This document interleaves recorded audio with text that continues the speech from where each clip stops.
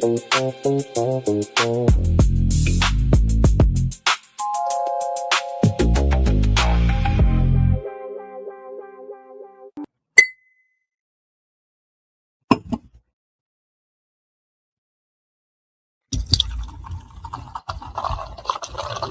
Layer's a hard place to live. Real hard. Ain't no soft landing nowhere in here. Smiling at you like it already know your name, already in the room when you walk in. That's the slings and arrows, you don't hear them fly, you just feel that sting and wonder where it came from. Whole layer wrapped in dark mystery. Old magic in the walls. Wizards whispering deals they don't keep. Dragons watching from the shadows, counting bodies like loose change. Succubus love looks sweet at first, then you wake up lighter than you went to sleep. Hard tax, soul pawn. It's war out here. Quiet war. Betrayal wears silk and smile real nice. Same cats break bread with you. Be the one selling your name 2 streets over. This whole thing a stone cold trip, baby. No fair fights, no refunds. So whatever shield you walk around with, it better be battle tested. Not shiny. Not shiny. Not fresh out the armory, I'm talking chipped paint. Bent edges. Blood you couldn't wash off even if you tried. Cause the Layer don't care how fly you look in your armor. They care what's still holding when the smoke drifts off. If you still here tomorrow, still breathing, still standing on your square, then yeah, you's a bad mother. Shut your mouth.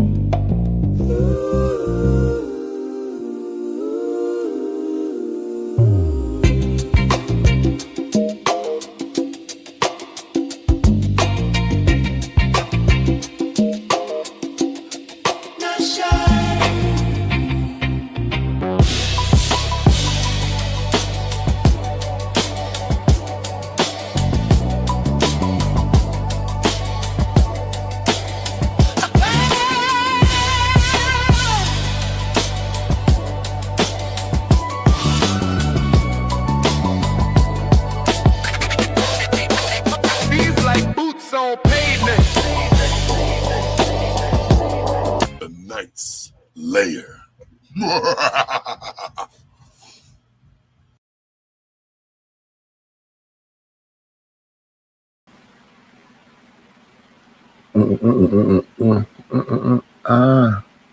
It's no crime if I'm guilty of love. Let me do my time. Why? It's no crime. Everybody needs love, and baby, so do I. Hello, Almond. Good morning, everyone. Let's get right into the whole conversation. Let's see.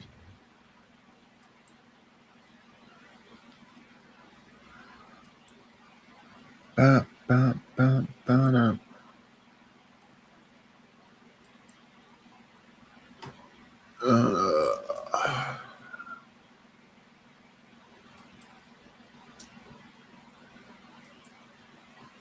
Lord ADS did a little derailing the other day and was getting all into the whole dating thing. Folks be having their agenda. They want to talk about what they want to talk about. So this show was called Black Men Have Got to Stop Wanting to Be Coddled. They're re-looking at that, but the show that's looking at it is called The Cost of Peace. Is modern dating asking too much? Men go out and battle the world every day. Let me say this. Yes. Yes, you do. Especially, actually, only Black men. Because I have a specific experience. And I get it. And I am going to validate you in that experience. But what the fuck do you think Black women do? Like, what the fuck? Do what?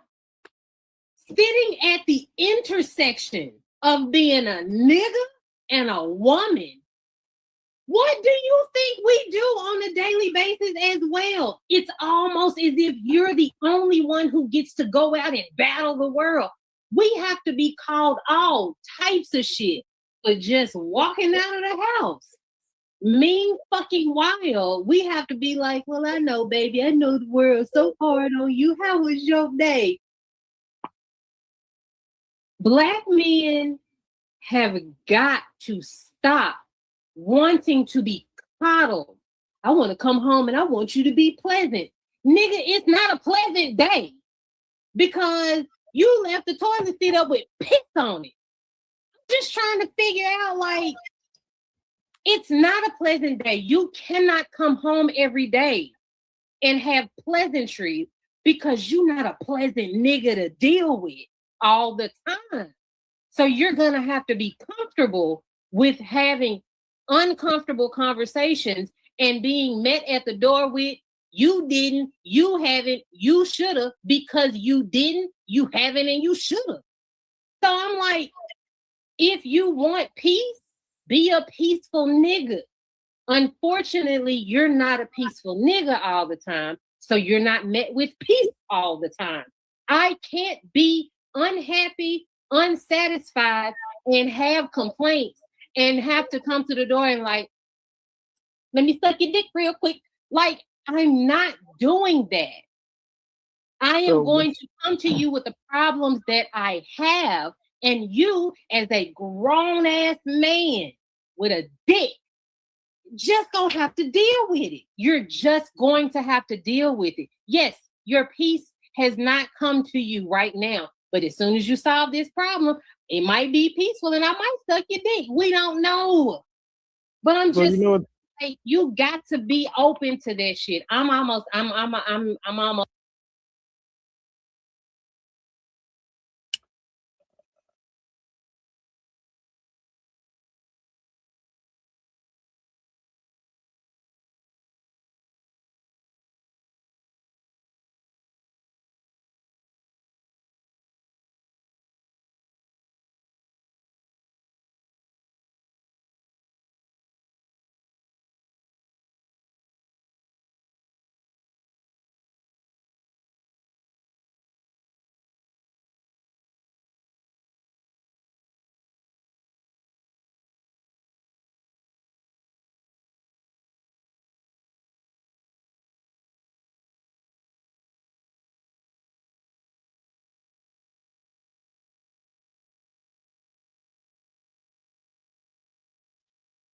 All right, I'm gonna go ahead and stop it there. So the first question I want to pose to the panel is peace just the absence of conflict, or is the presence of support? Is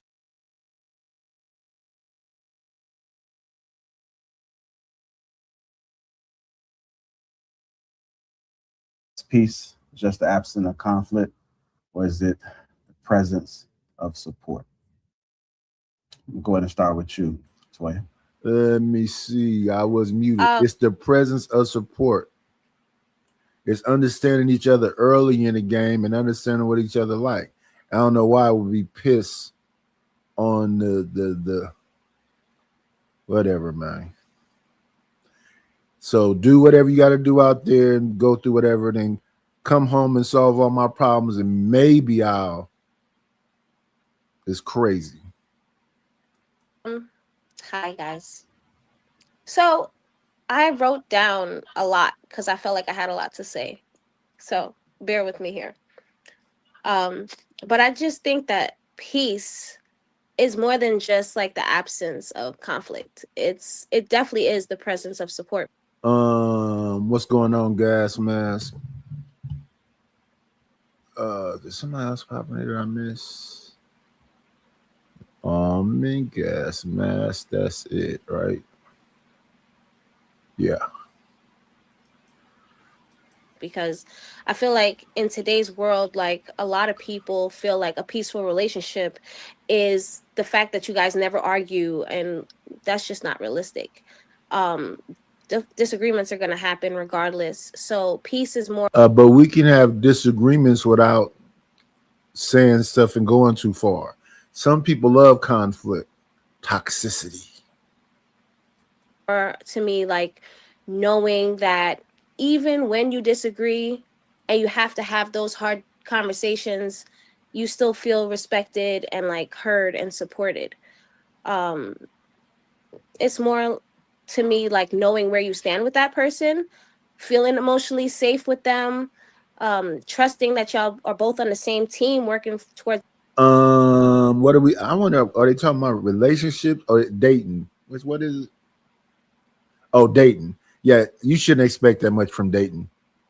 The same goal, and it's not peaceful because there are no problems. It's peaceful because there's someone beside you helping you work through those problems when they arise.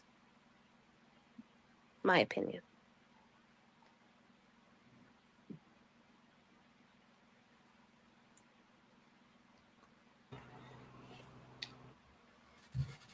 Long pauses. I Some think type of that order, or you're just going out of turn? right. I thought he was going to do order, so I was Oh, waiting. I just realized. Oh, my bad. I'm Jayla landing. disappeared. Oh, he did. Um, So, oh Do y'all want to define? Do y'all want to define these things first? So yeah. I think it's important to define them first, just so we can kind of have a baseline of what we're talking about, right?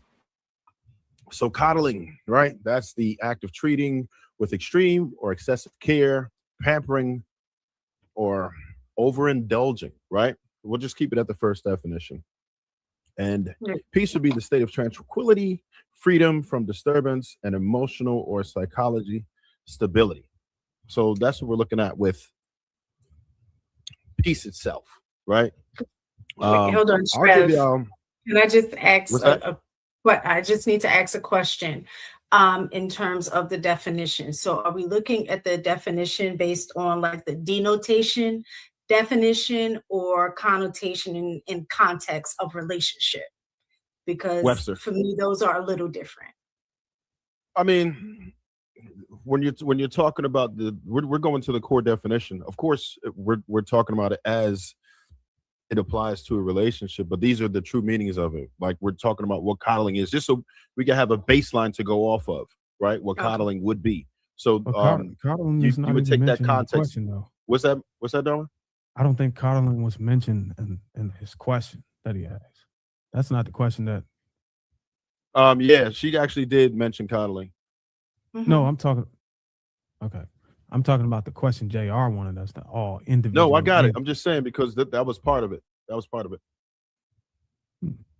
She mentioned the word coddling, and we were talking about peace as well. But the way she phrased it is when men are asking for peace, she views it as coddling. No, I get that. I just thought JR wanted us to answer the question that he put in. Yeah, go ahead and answer the question. I just was defining that first, so at least we know what we were talking about. Go ahead. So I guess what Darwin you're saying is the definition of peace should have been the one that is the baseline and not coddling. Yeah, I thought that's what we were talking about. Well, we read them both, so you have a comparison. But go ahead. All right. So is peace just the absence of conflict, or is it the presence of support? I don't think support got anything to do with. I don't think peace got anything to do with support. I most definitely believe it's the absence of conflict, any negative energy in your space, maintaining the peace. I think when a lot of guys talk about peace, is talking about establishing a setting or an atmosphere that they're living in that doesn't have any negative energy. Good morning, Shock. Good morning, Hurricane. Use the phrase "choose peace." That's just like just saying I'd rather stay single and not deal with a woman that's gonna push back or be combative or anything like that. But it's really a cop out to me because I mean, two human beings they're gonna bump heads every now and then. You just got to be able to, communicate and navigate through that. So I don't think I think people who are saying it, it's something internal going on. It's something else, and they're just using that as an excuse because everybody knows that when you get in a relationship, you're just gonna have problems. And to make a relationship work, you just got to work through it. So you can still have a relationship and establish peace. It's just sometimes you're gonna bump heads. Like I think what Bo was right. Just based off of experience with the toilet seat issue.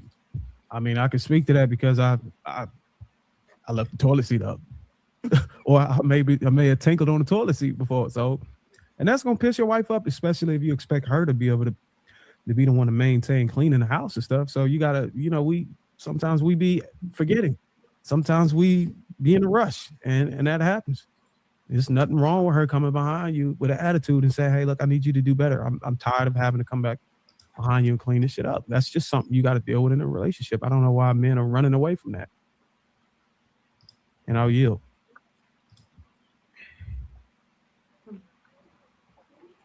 I like it. I know Mistaken was gonna say something. No. I thought she was. Go ahead, Mistaken. Oh, no, I was waiting my turn. I'm practicing. Go ahead, you on. Okay. All right. I was just gonna say, I think in the context of what we're talking about in relationships, I think a lot of times people interpret peace as absence of conflict. And I think the reason is the conditioning and expectation that men have of women. Like they don't want to be challenged. They don't want to be confronted with like issues. The absence of conflict is not a great thing either. I say good morning, Chalk. Good morning, Fasting. Good morning, Mo Business. I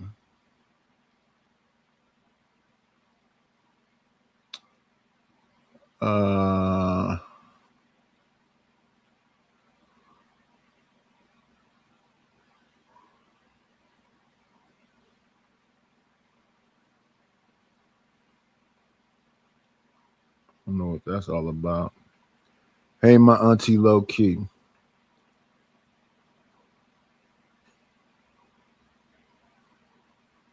They don't want to be made to feel uncomfortable from like confrontation, right? Confrontation doesn't always have to be negative, right? So I do think, and I'll say vice versa for women as well.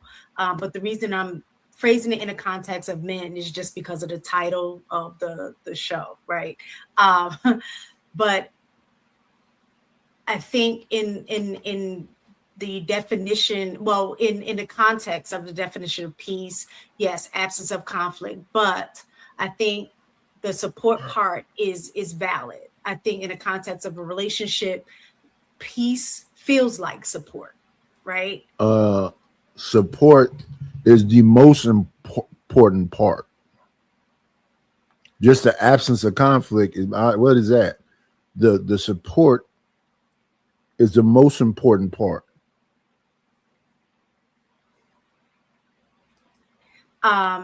Because you feel comfortable enough to have these uncomfortable conversations and not feel like you have to walk on eggshells about it. Or once the conversation is had, you don't have to feel like, is he going to be upset or is she going to be upset?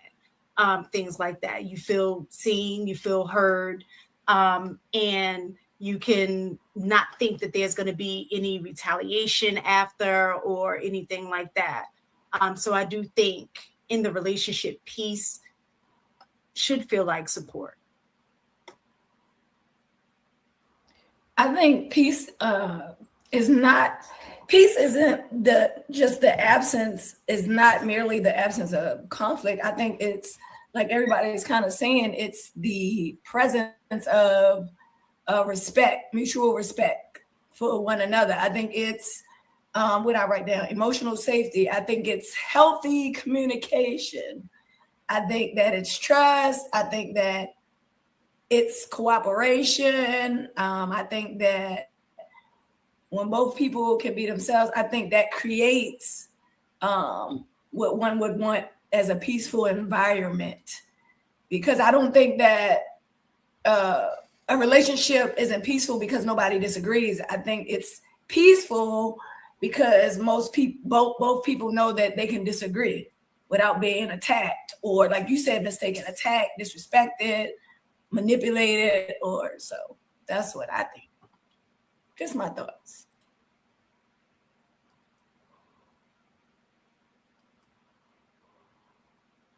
So you guys agree with me in a sense? I think peace. I think women, that as girls, we're probably all on the same page with that. So I'm curious to see the men's take on it. I think Go ahead, Sharon. peace says. I think peace says I don't need to win every battle. Is what peace says, right? I think a wife choosing not to bring up that her husband forgot to put the dishes away because she knows he's exhausted, or she's people letting a friend cool down before discussing something sensitive, or not correcting any tiny mistake your kids make. I think just picking your battles is peace, because it's not just in a relationship with just your lover, but relationships in general. And I think peace asks one question: will addressing this right now help us grow? And sometimes the answer is no. I think peace requires boundaries and wisdom, and that's the real difference. But Colin is kind of saying like, I can't tolerate your discomfort or mine, right? Never telling your spouse they're being disrespectful because you don't want an argument, or making excuses for your teenager every time they fail to take responsibility. With the friend part, letting a friend repeatedly hurt you because confronting them makes them feel awkward, right? Walking on eggshells around someone who explodes whenever they challenge, right? So in my opinion, coddling asks, how do I avoid this uncomfortable feeling? And the goal becomes avoiding upset at all costs. And eventually that relationship becomes built around managing one's emotions. And that's the difference between peace and coddling in my mind. Jay, you can go ahead. I think there's two different things. Like I'm actually really surprised that I watched that video of Bo. I felt like it was very negative towards men, and I don't think that. I mean, what are we talking about? We're talking about the person that you choose, right? So you choose a person, you're making that commitment. You guys have to have some level of understanding of what our peace is supposed to look like, our level of understanding, the respect that we have for one another. So when there is something small like pee on the toilet seat, yeah, I know it's annoying if you have to keep saying the same thing, but when you choose this person, it's like, okay, well, this is something that I need to work on. This is something that I'm understanding to your view on it. That's peace. It's like we have this understanding. This is what we're working on. We have these goals. We have a mutual respect, a loyalty to each other. This is our safe haven. I think it's all about how you address something and your level of communication and the respect that you have. I think when people get tired, like I guess, what Bo was kind of pretty much showing in the video, is like you get tired of it. So no, I don't want to, have sex with you or coddle you in a sense, or, whatever that may be. I think everybody wants some kind of affection and attention and love and support. But I think that it's a little bit of everything. I mean, the piece that I would say this, everybody's level of peace is different. Some people don't even have peace within themselves. They don't even know what that looks like. So that person is always a storm. And the question is, can a person deal with a person that's always a storm? I don't want to deal with somebody that's always a storm. What's going on, Hurricane? I need a person to be kind of even keeled and mild manner like me. Alan.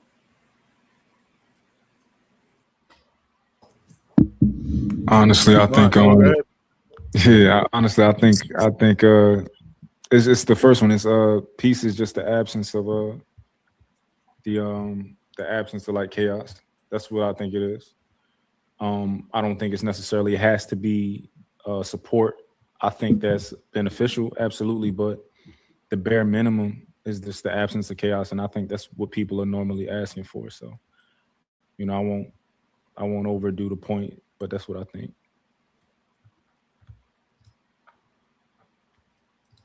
That's it. Yeah, there's nothing much. It's a very simple premise. Shem, what you on?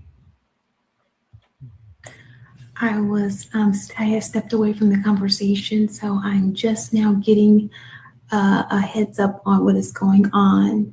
So I apologize for being tardy. It was important. Unfortunately, because of my tardiness, I have missed the lesson. So I have nothing to give at this moment. You should get married or some shit. Shannon, Shannon, is that your real hair? Yes. Oh, it look amazing. Thank you. You ain't supposed to ask no woman that. Like, My bad. It wasn't. Yeah, she might lie, but Lakeisha, you want to go ahead? I think a lot of times, I don't think a relationship, I think a lot of times where the disconnect is, a lot of times men feel like a peaceful relationship is one where nobody disagrees. You know, women cook, clean, do what you're supposed to do, what you're told to do, how you're supposed to do it without any type of pushback of any kind. And I think maybe that's where it is, where women, if we feel a certain type of way about something and we want to relay it, also on the women's side, we should relay it in a manner that's respectable, or talk to men how we would want to be talked to as well. And I think that when we bump heads, women, we want to say what we want to say, how we want to say it. Men ain't listening because of how you talking to, you know what I mean? And it just be like, you know, we bump heads. So anytime men say, I want peace, it's mainly our mouths that they want. Excuse me. So what you mean? You mean the tone?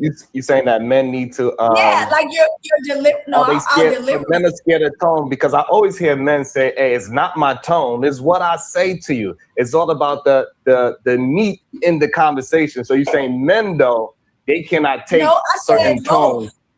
No. So women, when we ask, if I say, "Hey, Willie, why'd you do X, Y, and Z?" versus, well, why do you do X, Y, and Z? You know, it could come off a different way. Now Willie's defensive because of how I came off at him when I'm merely call myself trying to ask a question. So I think that what we say and how we say it in a matter of conflict is what partially has to do with somewhat a man's peace, because that's all I hear men say. I want women to just be real quiet. quick, Sharon.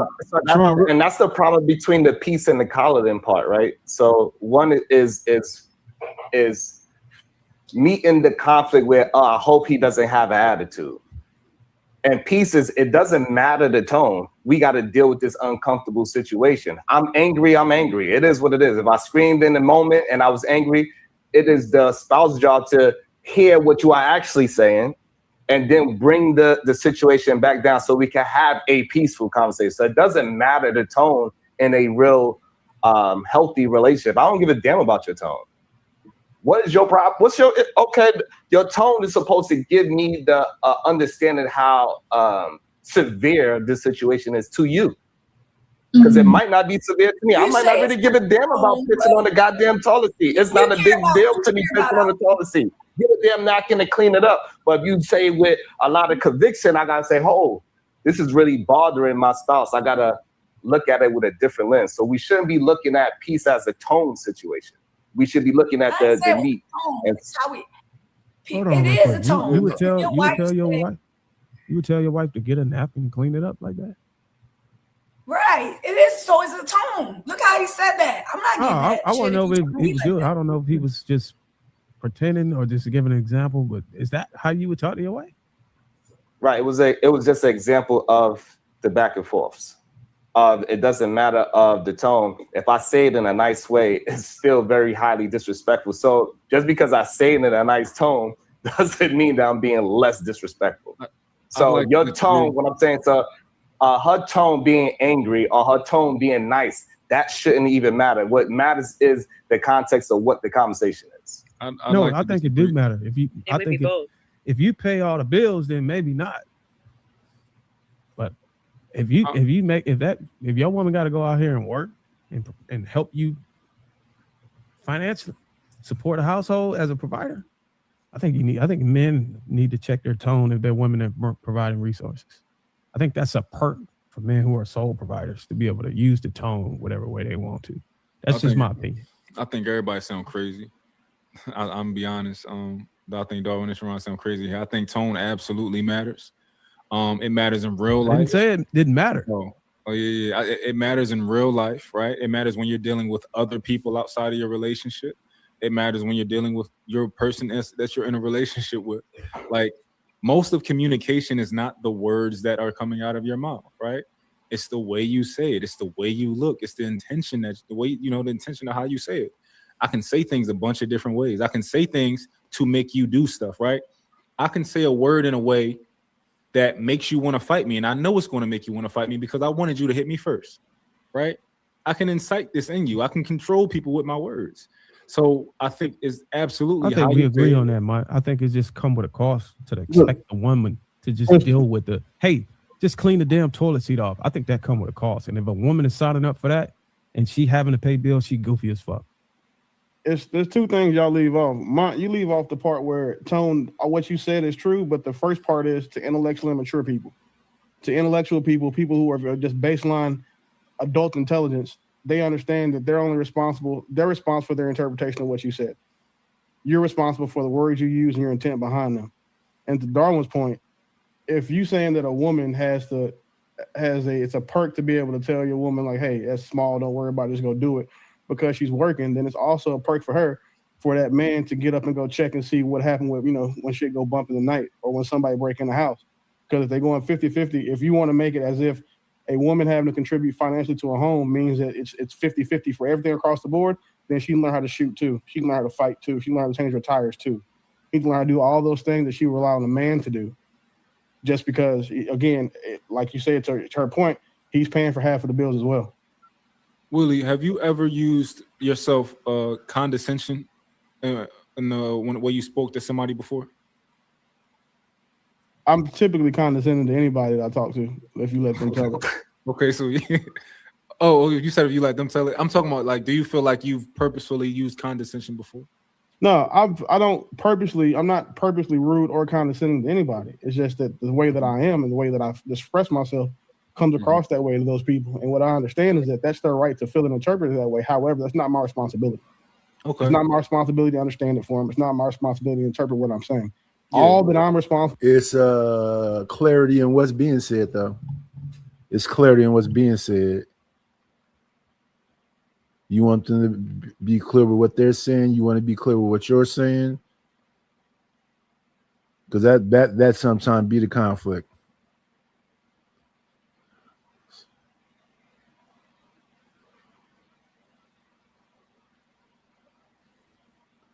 I don't know why it's pissed on the seat. You're supposed to lift it up. Hello, CJ. Hello, Dragonfly Jones. Who else came up here? American Tradesman. I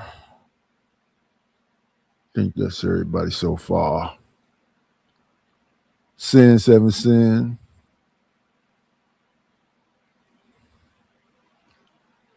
A-Dub. Red Pill Crip.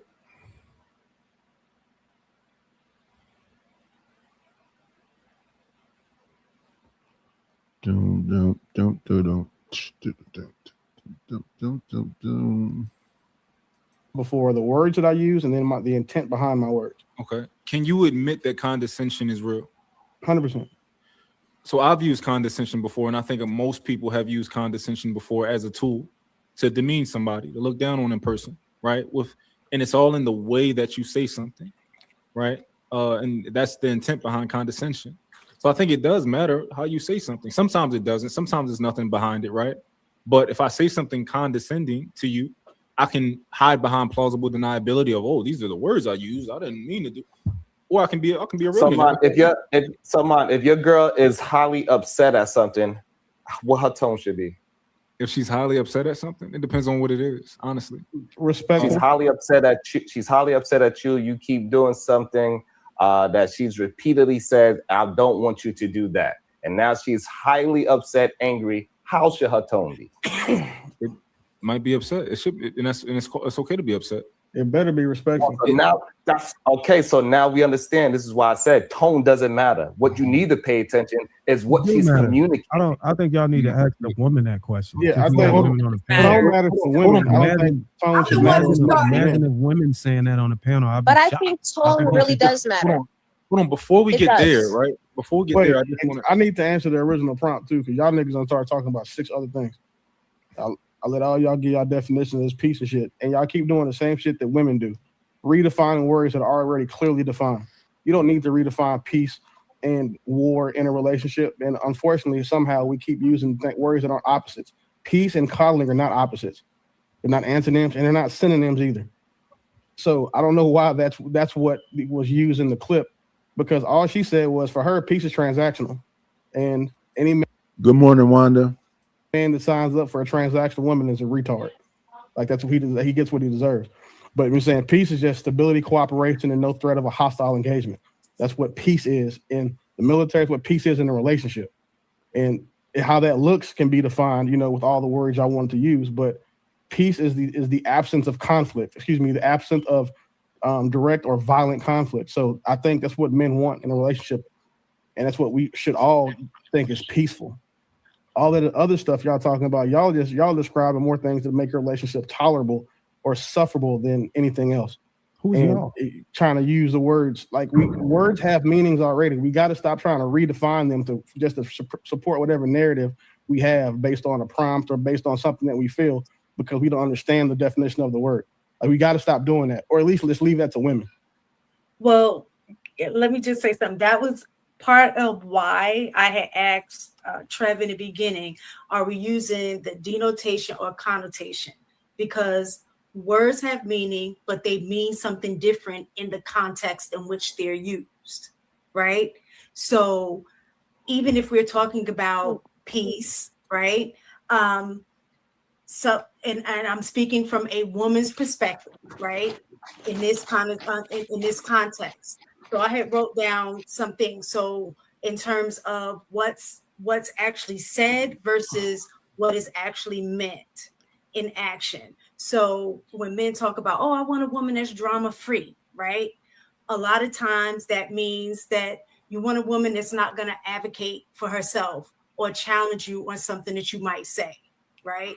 Or if they say, oh, she's low maintenance, I ain't got to worry about, that really means on the other end in practice that she doesn't necessarily inconvenience him, right? Because she puts her needs on the back burner to make sure that your needs are met. Another one put that when like you say, oh, she's peaceful, she don't cause me no drama, like that kind of stuff, is that a lot of times she's taking on the emotional weight of you, like as a man, in that regard. So she's downplaying how she feels to protect your ego, right? So all of those things, that's what I'm saying. The connotation of things is very different than the denotation. So denotation, you're absolutely right. But the connotation in which those things are played out are very different because it's All right, operating in can- a different context. Can we get back to where we left off? Yeah, I'd love to get back. So to we're gonna get into a member question in a second. I'm just gonna give my 2 cents before we do that, but we do have a question from a member which we're gonna post to the panel. I think I'm pretty surprised at most people's takes tonight when we look at what's really going on, and people, what we're talking about, what we're really talking about is peace, right? We're pretty much referring to the clip to the question. The question was presented from that clip, and in that clip, you could see how we were trying to. Well, the narrator was trying to make an attempt to turn what should be recognized as peace into coddling, and I think that's problematic.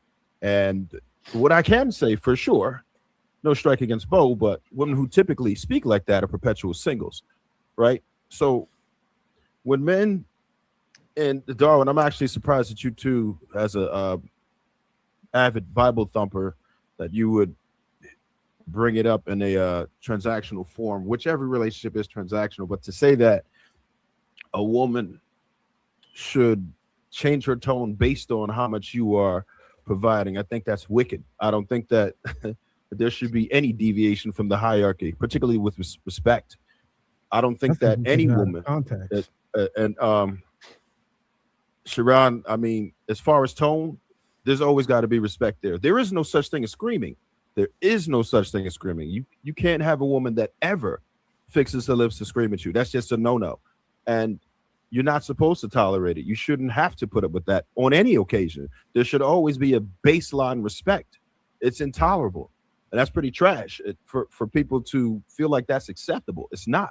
No one should accept it. What does Proverbs 21:19 say? It's better to dwell in the wilderness than with the contentious and angry woman.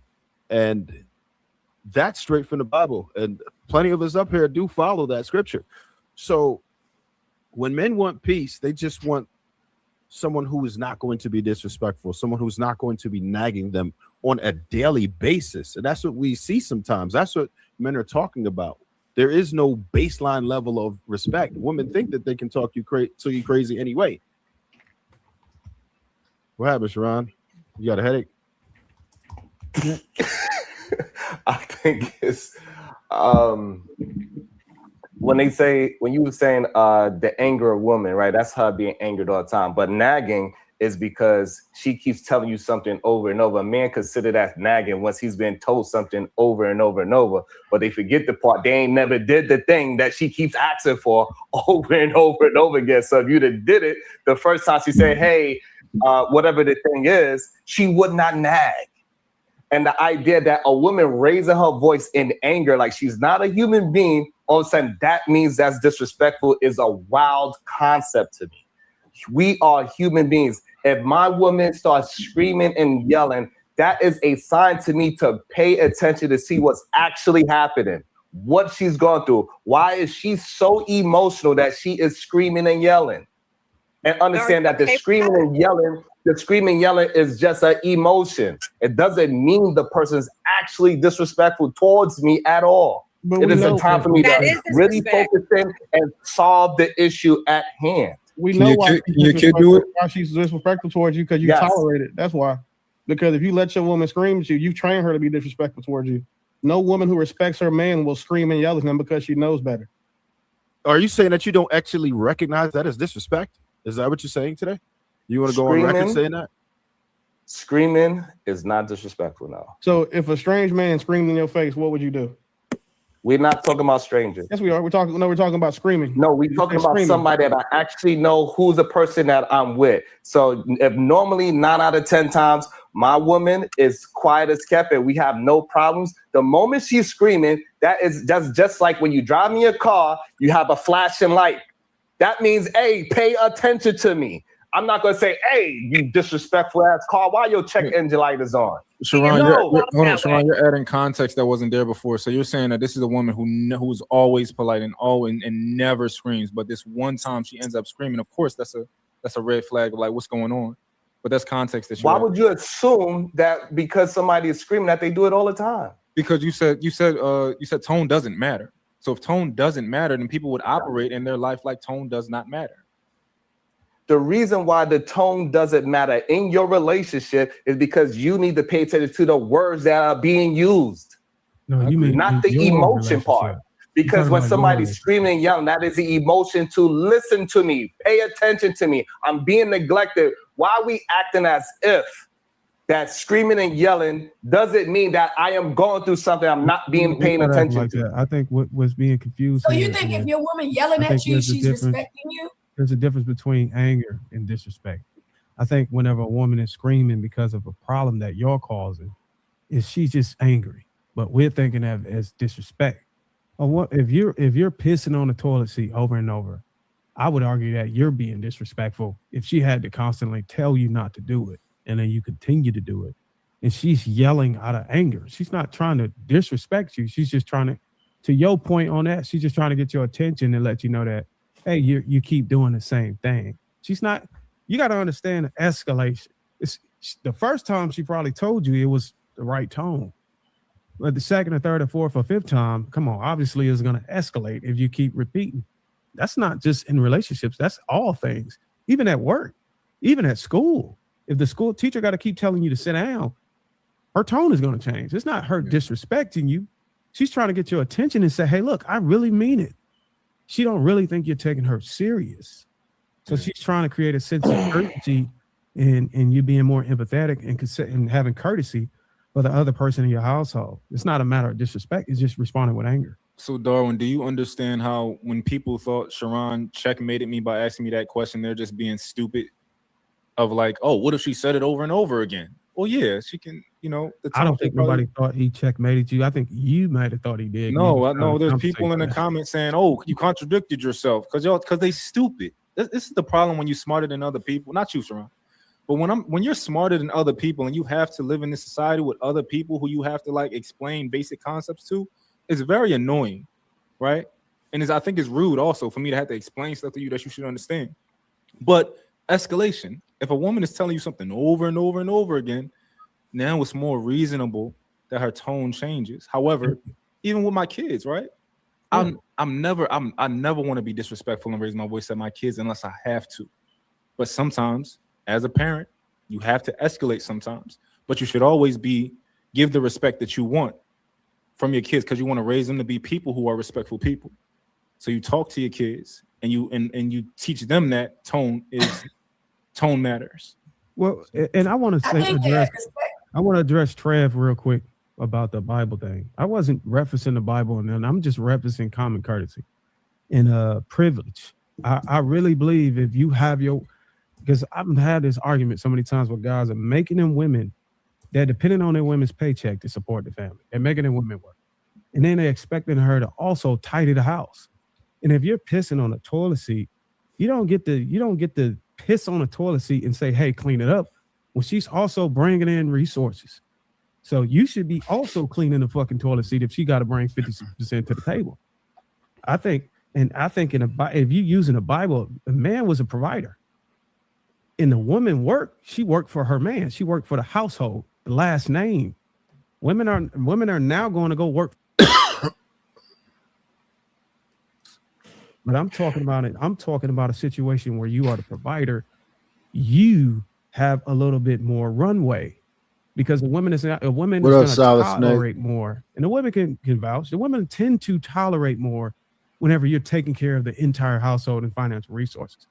And she tends to tolerate less if she got to go work and bring the bag back in the household. It's just typical.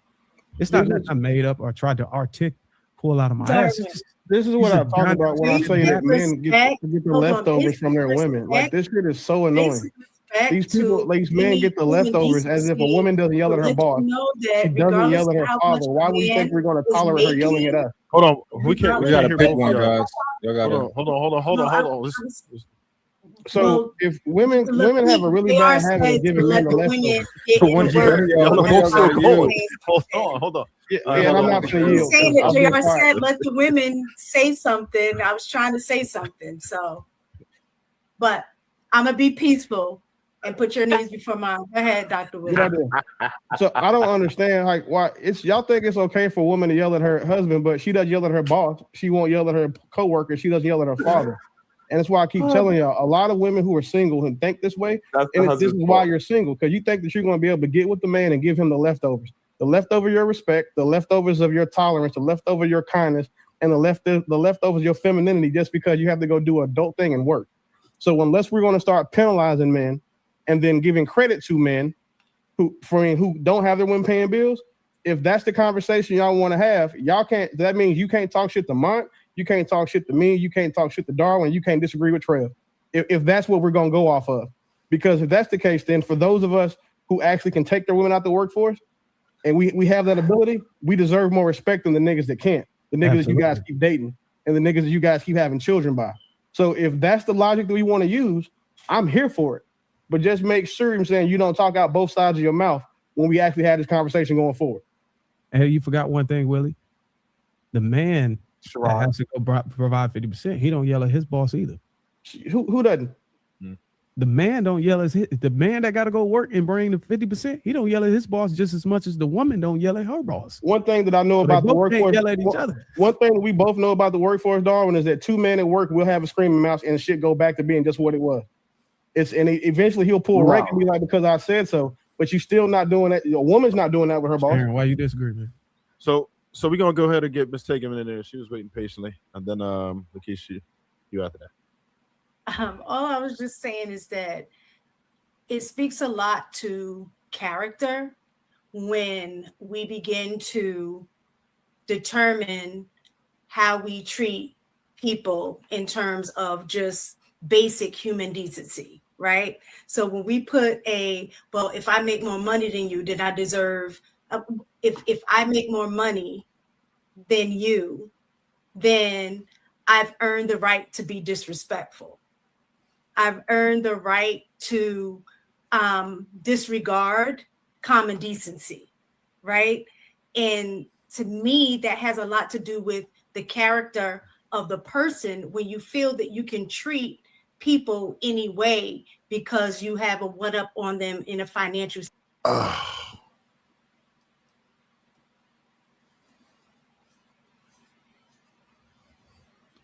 How do you do it?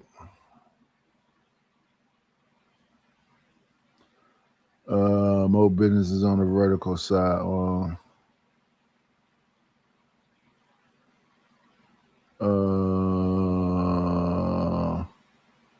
It's hard to deal with. It becomes this thing about disrespect, which is us.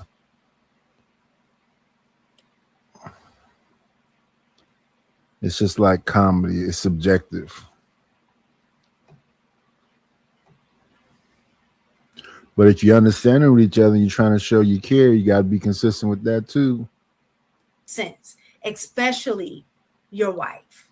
So if you're saying if you're welcome to be home, if I'm making enough money to take care of you so you don't have to work, to be damned of me pissing on the toilet, just shut up, don't say nothing, and just clean it up because I've taken care of you. I've given you this house. And if I want to piss everywhere, that's what I'm going to do. And I just expect you to clean it up, right? I think you're going exaggerating. That's wild. What I'm saying is it just doesn't make sense that we're going to try to balance it's a power dynamic balance. You're just supposed to care for each other because of the fact that she'll be sitting there. I don't think it would be sitting on the seat. Sometime I forget to put the not the lid, but the part you sit down on. I'll lift it up to use the bathroom, but sometime I will forget to sit the ring back down. If I have more power than you, then that means I can treat you any way that I see fit. You doing it too much. You overdoing it. Human decency, whether it's your wife or anybody else, there is a baseline of just simple respect that you should give people. I know, Miss Taken. I get what you said. I think you just over exaggerated the. Is that what you were saying? Hold on. Is that what you meant? Go ahead, Lakeisha. Then I see Toya raise their hand after that. I said if you're paying 50% of the bills, your ass better be helping. I'm not. Oh, okay. I mean, under your logic, Darwin, if that's what you mean, again, I don't have an issue with it. Mad transaction. What are we? Why are we so confused? I'm saying if you're sending your wife out to go work and be a partial provider, a co-provider, you should be wiping the toilet seat off just as much as she's wiping the toilet seat off. She should not be having to come behind you and clean the fucking toilet seat off.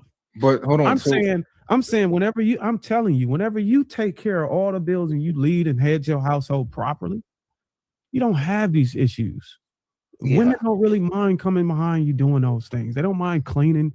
cooking, doing all those things. These Just women on the do it. panel have proven that not to be It's true. a And they said smooth, that's it's not a true. smooth I'm relationship. saying, why It- does pissing on the toilet have to relate to how much money you bring? Darwin, Common decency Well, is well, if I I piss on the didn't want toilet, to let use me wipe pissing on it the up. toilet. That's what's It's just just that was an a example, No, conversation that we were saying, having. I'm saying in the context in which that was brought up, that's what the right? clip That said. was So that we was an use it. example that was used. I'm just speaking to the example. We can use any What I'm example. saying is whether I bring All right, half money home or not, if I'm gonna someone let. pisses on the seat, that person should wipe it up.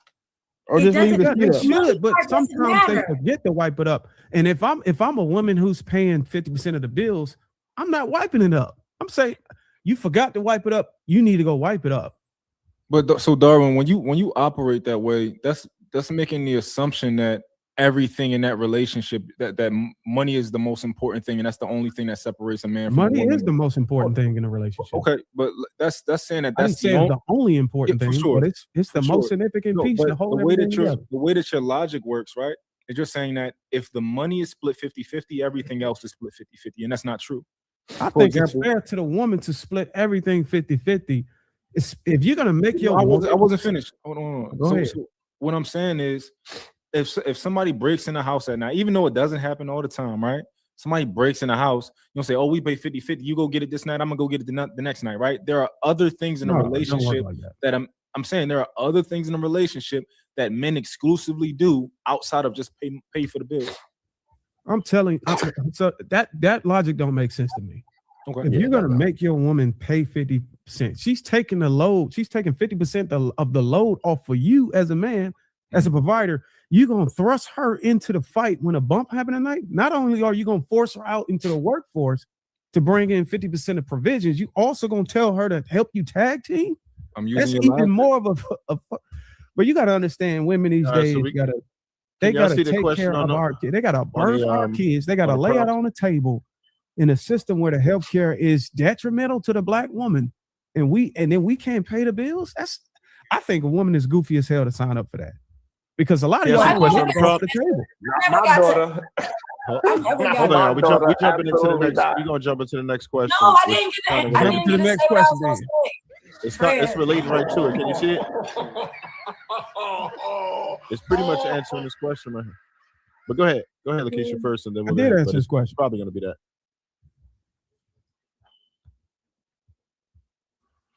We're gonna move into the next topic, so never mind. Let's get it. Oh, that was great conflict resolution shown in real time. Because this next question is perfect. Yep. All right. So you got, if a man provides 100% financially, is he entitled to 100% silence regarding his flaws? Hold on, Lakeisha, ladies. we'll start with you. Ladies, did y'all agree with Darwin just now? Hold on.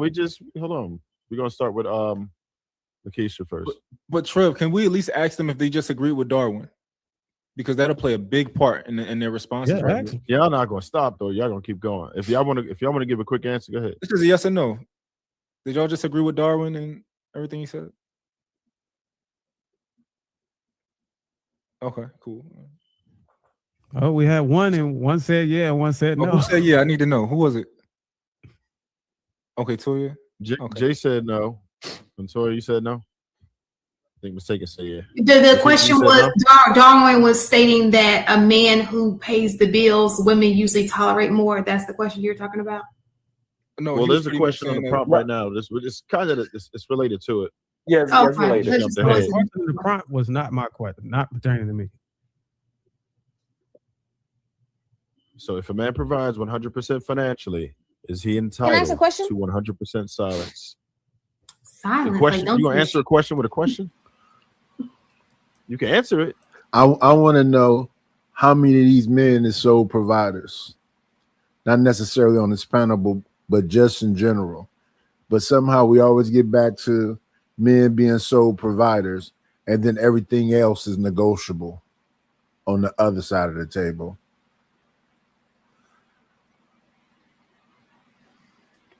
These questions are wild.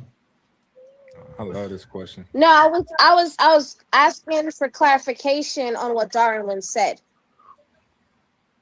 Okay, I Oh, you said a going lot. back? And I think what Mark pointed out So is he said that What up, Alpha if she pays Omega? 50% of the bills, then everything should be split 50. yeah, I said if a woman has to provide 50% of the Is that the resources point? to stabilize, just I think she got a delay. If a woman got to provide, if she got to help her man provide resources, he need to help out at home. It's just as simple as that. Because you got a lot of guys that I will don't see make what their the women problem is work with and, that. and provide 50% of the bills, but still expect her to take care of the house as if she's a stay-at-home mom. Toya, you about to I find don't out the think money problem has to do with character. Hold on, Toya, you about to find out the problem when Darwin answer this question. Like how he's supposed to finances and duty. conduct himself. Finances has nothing to do with how he's supposed to, how he should I think be. I got a delay. Hold on. Let It has nothing. It's money. It has happened? nothing. Everybody got a delay. Hello? Lakeisha, it's on you. I think somebody's delayed somewhere. They're not hearing you. But you could go ahead. Babe. 'Cause I think they were having a problem hearing you. Willie, you mute. You ain't muted. You talking to your wife. Lakeisha, you heard it? I don't know Oh if you got yeah, a I delay was or not, saying no. I don't think that. I was saying no. I don't think financial provision does not entitle anyone to silence regarding someone else's flaws. That's what I'm gonna say. That's all. but do you think it entitles Well, a lot of them men find that anything? disrespectful. So Do you think it entitles them to anything? I If think you want- I think they still deserve respect. I think they deserve still respect, gratitude, everything else. But you mean I tell me I'm supposed to be quiet because you provide 100%? Like You could I'm not call this- entitled to, like an opinion. I'm still, you know what I mean? Like I don't know. I've never experienced that, so I really have no experience. But I don't think that I'm supposed to just shut the hell up because you cheat because you're giving 100%. No, I don't think no. You could all solve Is it this such- problem by just. Sorry, you can solve Sorry. this problem by just putting the toilet seat down, like closing the toilet so everybody got to lift it when they go use the bathroom. Or if you want to have it open, leave the toilet seat up. That's an easy fix. Why But y'all want to was complain just about answering this question silly that was shit. scrolling. Like if I pay 100% of the bills, I'm not paying for silence, but I'm paying for the lifestyle that I want to afford myself and my woman. And what comes with her having access to that is going to be certain things. Like, again, there's no human that can raise his voice at me and it not be disrespectful. So for my woman to think that she's going to be able to do that, that's not how that's going to go. She won't be.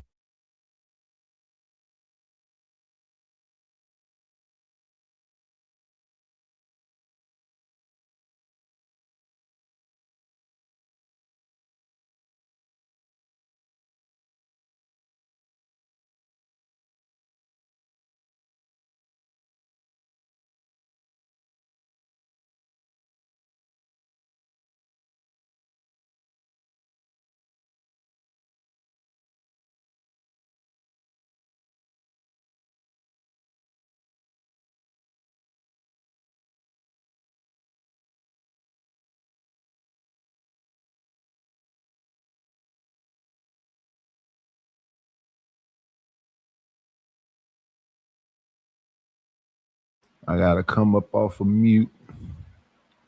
Hitting with Thank you for the money. Cheese, Betty, the dough.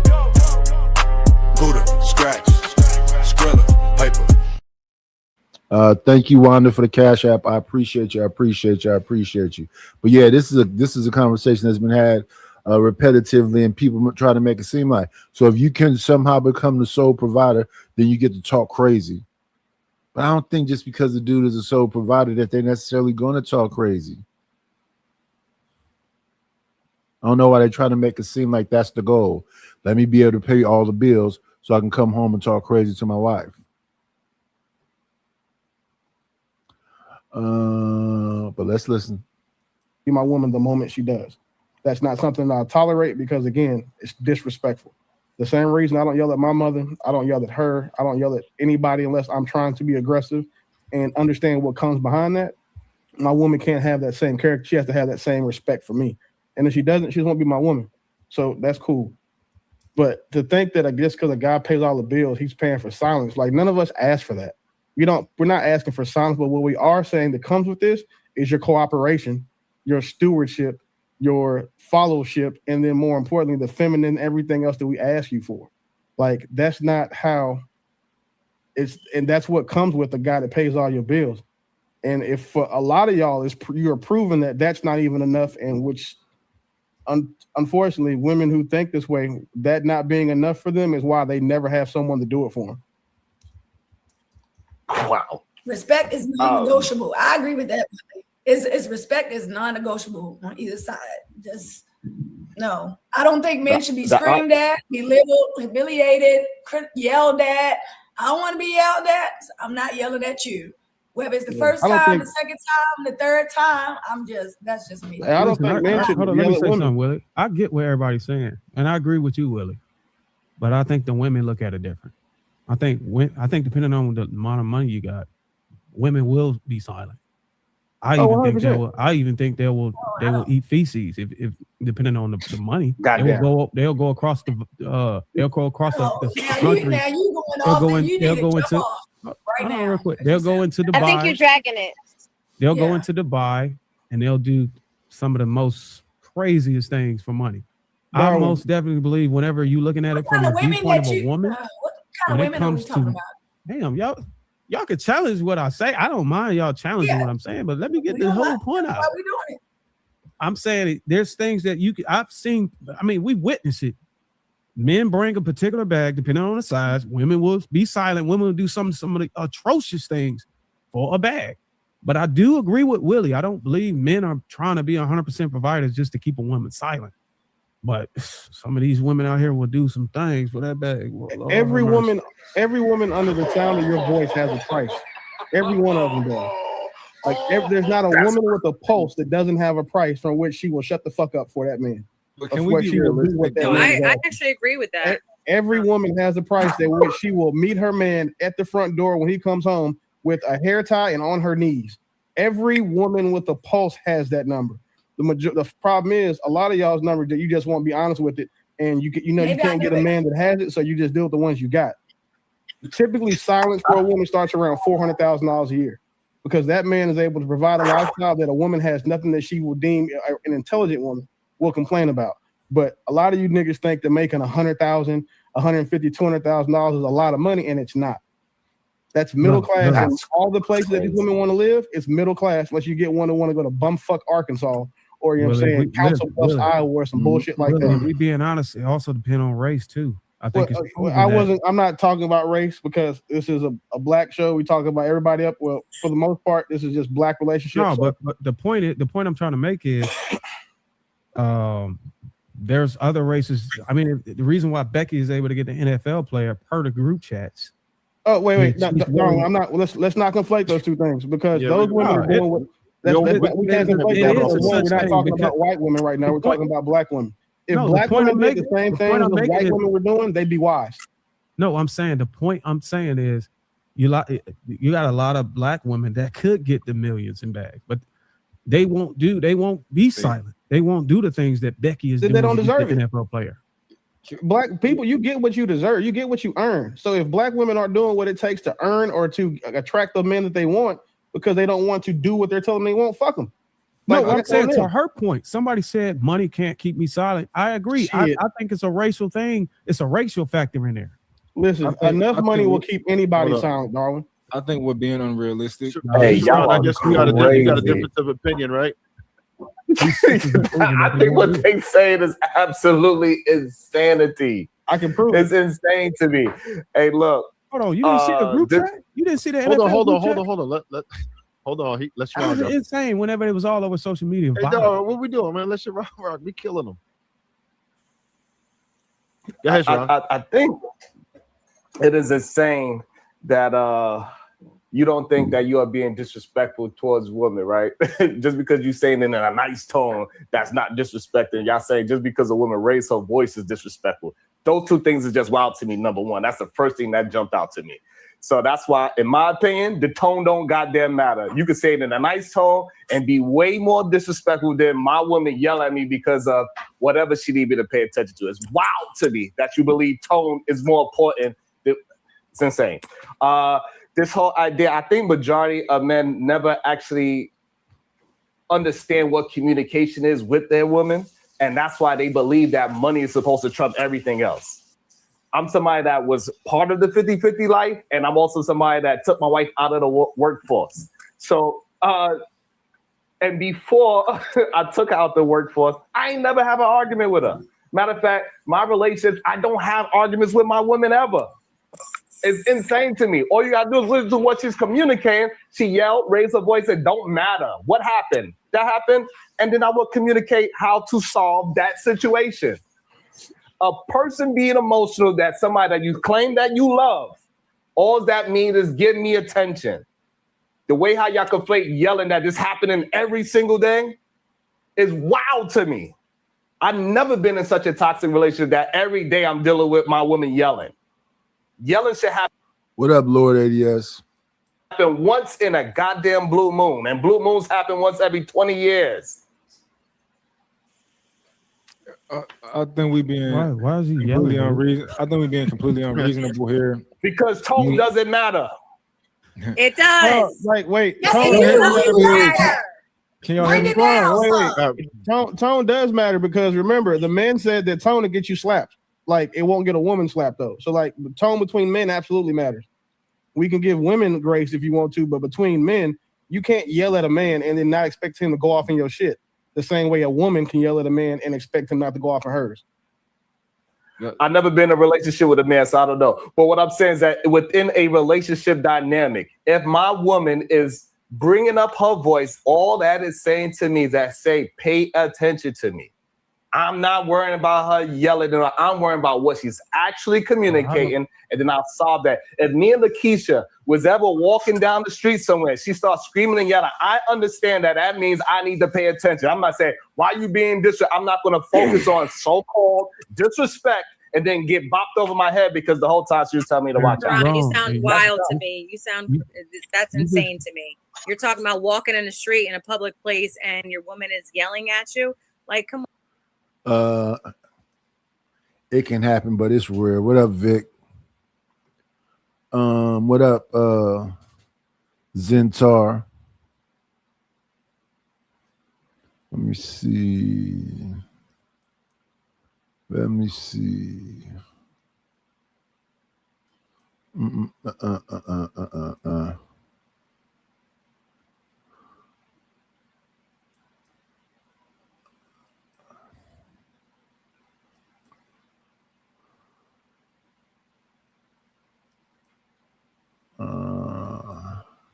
That's pin. Let's continue to shoe. What are we talking about? That's so disrespectful.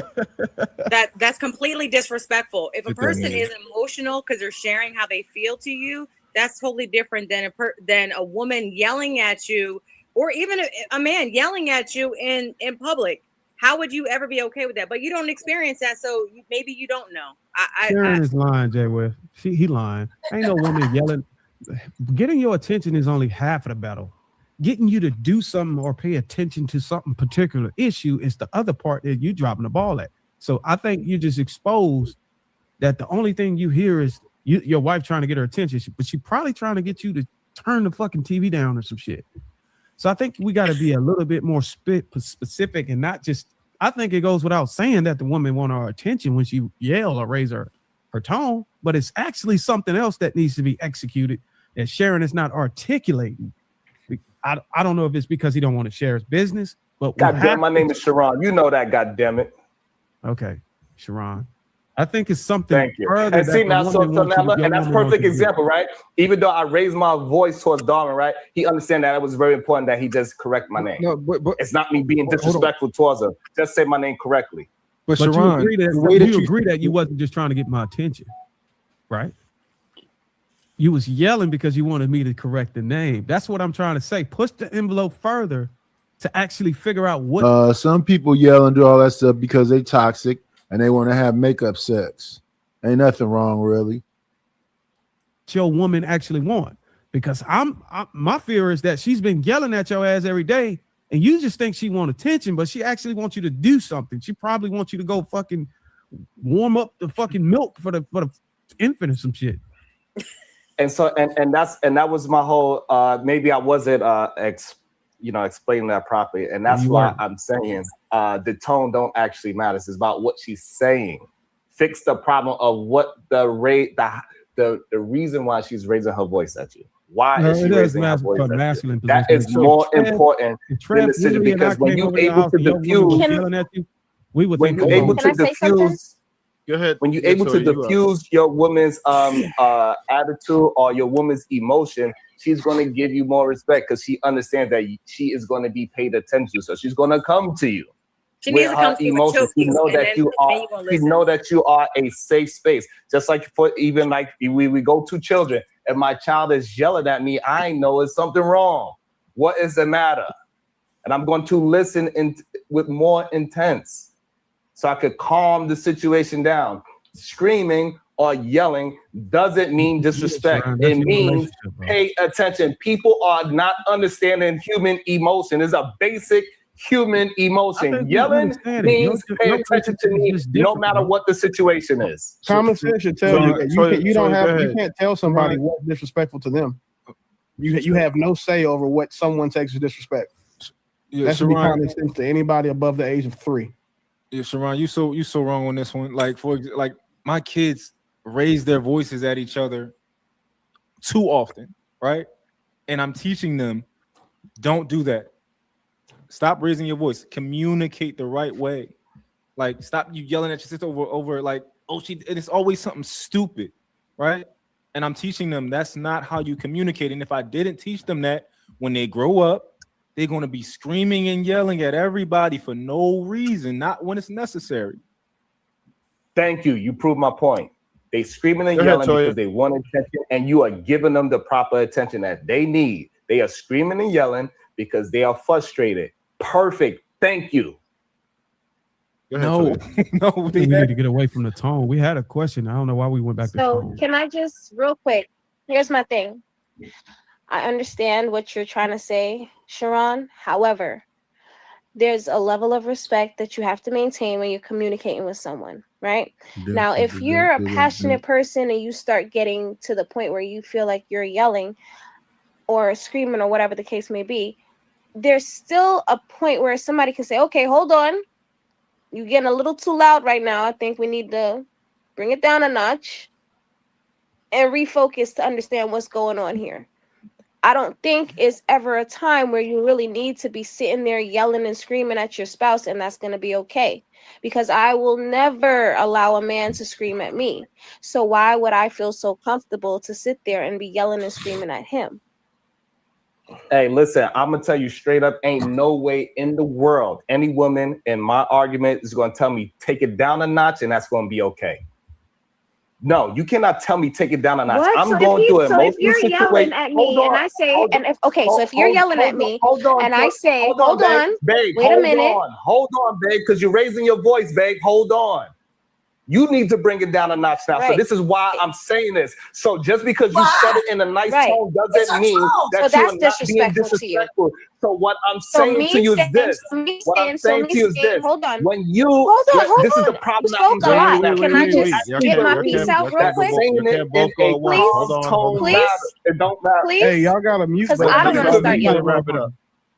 Yeah, y'all got mute button, bro. You got to So use what it. I'm Otherwise, saying motherfuckers is, not gonna stop talking. so me yelling and screaming at you is okay. That's not disrespectful. But if I say, hey, No. take a minute, lower your tone, Yes. that's disrespectful. Yes. Wow. So your And level hopefully- of disrespect and hopefully- is different than and everybody hopefully- else's. and hopefully And that's Toya- okay. And Toya, and hopefully, hold on, and hopefully, Toya, you can understand my point of view. And so now moving forward, when we had a conversation, you know that when I'm passionate, please don't tell me to bring down my tone because I'm not trying to be disrespectful towards you, right? But let me just tell you something though. So dealing with somebody Toya, like tell me how if you you feel, get Toya. passionate and start yelling like that, I tune my ears off and I stop listening because I don't want to hear nothing you gotta say after that because you're yelling at me and I'm not gonna tolerate that. So whatever you passionate about, you could keep that over there because I don't care what you're This is why And so that's where we will understand that that's where I will understand that we are not compatible, right? Because you don't want to hear what I'm saying, because only thing you care about is the image No, of what's I don't going on. want you to yell at me. There's a difference. Hold on, let me finish saying what I'm saying. What I want my woman to understand is what I'm communicating. What I want my woman to understand is what I'm communicating, what I'm telling her, not what it looks like I'm doing. Actually listen to the words that I'm saying. So if I'm telling you, when you say, bring it down a notch, that is disrespectful. I want you to understand why that is disrespectful to me. And understand that I'm talking to you the way how I'm talking because I'm passionate, because I love you and I want us to be fruitful. So don't say because I raise my voice, nothing what I'm saying matters. Because it's actually the opposite way. When I'm raising my voice, that's when you should pay attention to me the most. No, because this is not do you normal. do you realize how many points you just proved in real time? It was on purpose. It was on. And so, and the reason why I did it is because the idea that when she said this whole situation and all of these things and tell me to calm down and tone down, that is more disrespectful than her yelling at me. That's because he's from New York and So he you're just saying like you torpedoed your own argument on purpose? No, I did not, because I resolved the argument. Me and her's not arguing anymore. Literally in real time. I'll show you how we could be able to raise our voice, get into it. Hold on. I showed that we could get our voices raised. But what happened was that we listened to each other communication-wise, right? I understand that she feels that if I raise my voice, she has an issue with it, right? So I got to bring my voice back down. And she understands that she cannot police my tone. Sharon, I'd have been got Toya together. Why do y'all care about how he operates with his woman? Like We're not think talking Sharon about just his woman. showcased that he We're has just a limited amount of options based off of how he operate with a woman, and the one he got is for him. He just showcased that a lot of y'all would not pick him based off of just that. So that's just be thankful that he got the woman he got, because she's willing to deal with that dynamic. Darwin, I've explained it before. He has he's in a whole different pool of I'm women. about to be listening to you. Like he's in a whole different pool of women. So he talking to 5 black women. That shit that he got going on at home is not working for these 5 black women.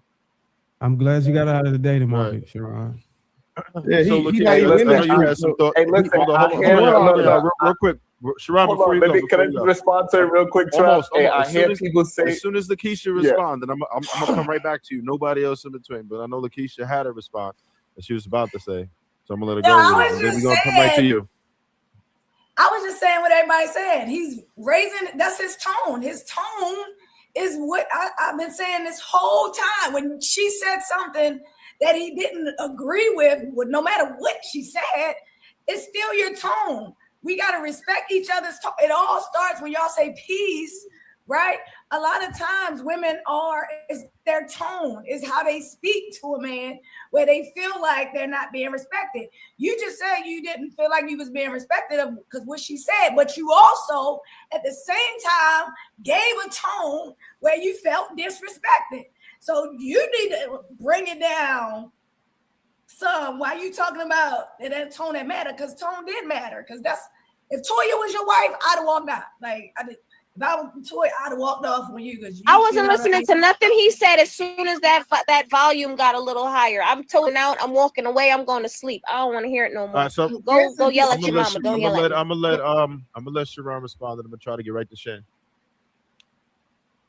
And so, and that's why I mean that. So, the issue is that the person is not paying attention to what I'm actually saying, because I ain't say, even though my voice was raised, I didn't say anything disrespectful.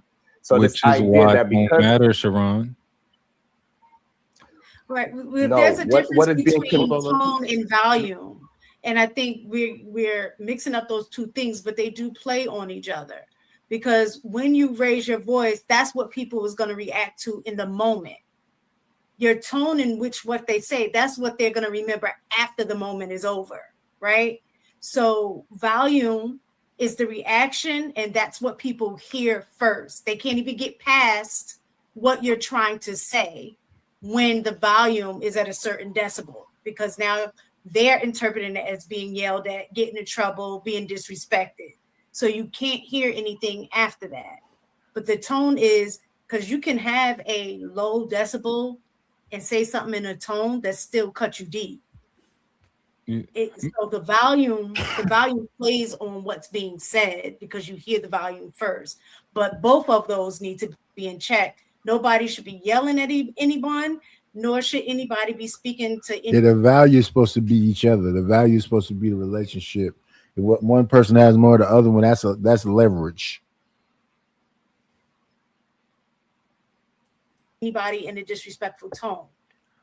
How It do is you what say you that say. when I had a quick question before. It is what you say I just had a quick and question how for you people. say it. All of those things play together in I think having y'all a got respectful y'all got it all conversation. wrong. That's his Quick relationship. question. What works for Because him No, doesn't I'm work just for saying everybody when else. you're dealing with people in general. Okay. I just wanted to know, is it a consensus here, ladies, as far as everyone emphatically disagrees with Sharon's communication style, or no? Yes. Ladies. Okay, so if the ladies I disagree don't because agree with don't it, be yelling at me. okay, everybody seems to disagree. So Sharon, let me ask you, if I the don't disagree ladies with it. I'm sorry pretty about much, that. if the ladies disagree with your style of communication, do you think that they're all wrong, or could it be that you are not as an effective a communicator as you believe? Oh, I can't. Yeah, like, let me answer that. I think what they not understanding that I'm not in a relationship with any of them. I don't know them. So if me and Toya was in a relationship, I would have checked it long time ago. Don't be using your finger to tell me to watch my tone. And we would have never ever had to go into this conversation because she'd know me and I know her. She'd say, "Hey babe, look, when you scream and yell, it doesn't matter what, I get toned out, right?" So I would have an understanding. And I don't like the term scream when it comes to men. Let's see. Come on in. Plan, it's always a treat when players meet. Judge. What up, Lord ADS? What up, Nighters? So, what are they talking about again? They are talking about I forget, Boheme had a clip where she was talking about coddling men and she shouldn't have to do it.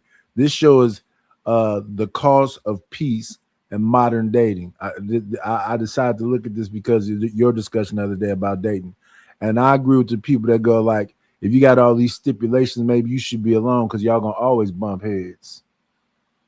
Facts. You're too complicated. That's a thing. You're asking for too much. That's a thing. You're overvaluing something way more than something that should be overvalued. That's a thing. Good morning, Rogue C. Who else came here?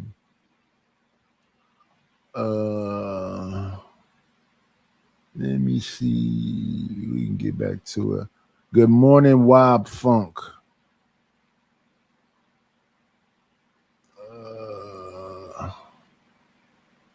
Is that everybody? That's all my eyes can see. Let's get back to it though. Add back to stage. Get back on it.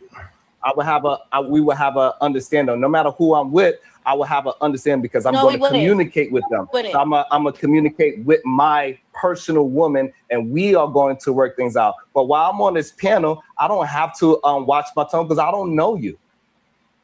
But I'm telling you now, as we build together, don't tell me to watch my tone.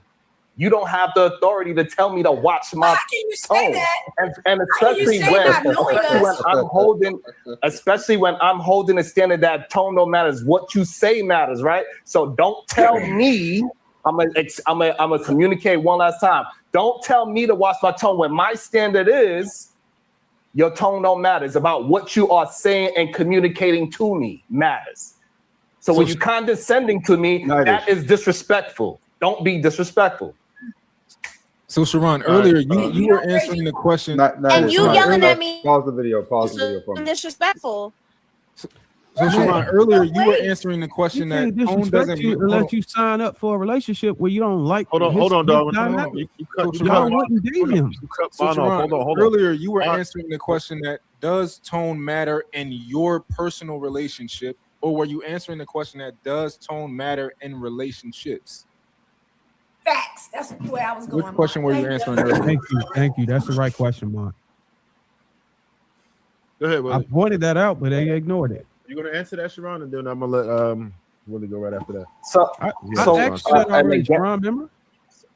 yeah, I answered that. I pay attention to the actual words. It doesn't matter if it's my kid, my wife, a boss at work. I don't give a damn about your tone. What are you communicating to me so I could solve the problem? But you just said that.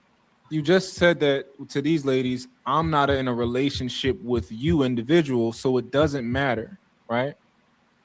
But we were talking about in general. Okay, so let me what clear is that the up. best So I don't know where the confusion at. So me and whoever's communicating, I don't care about your tone. That's why I do not jump up and scream and yell and be angry. But what if most people I'm care talking about yours?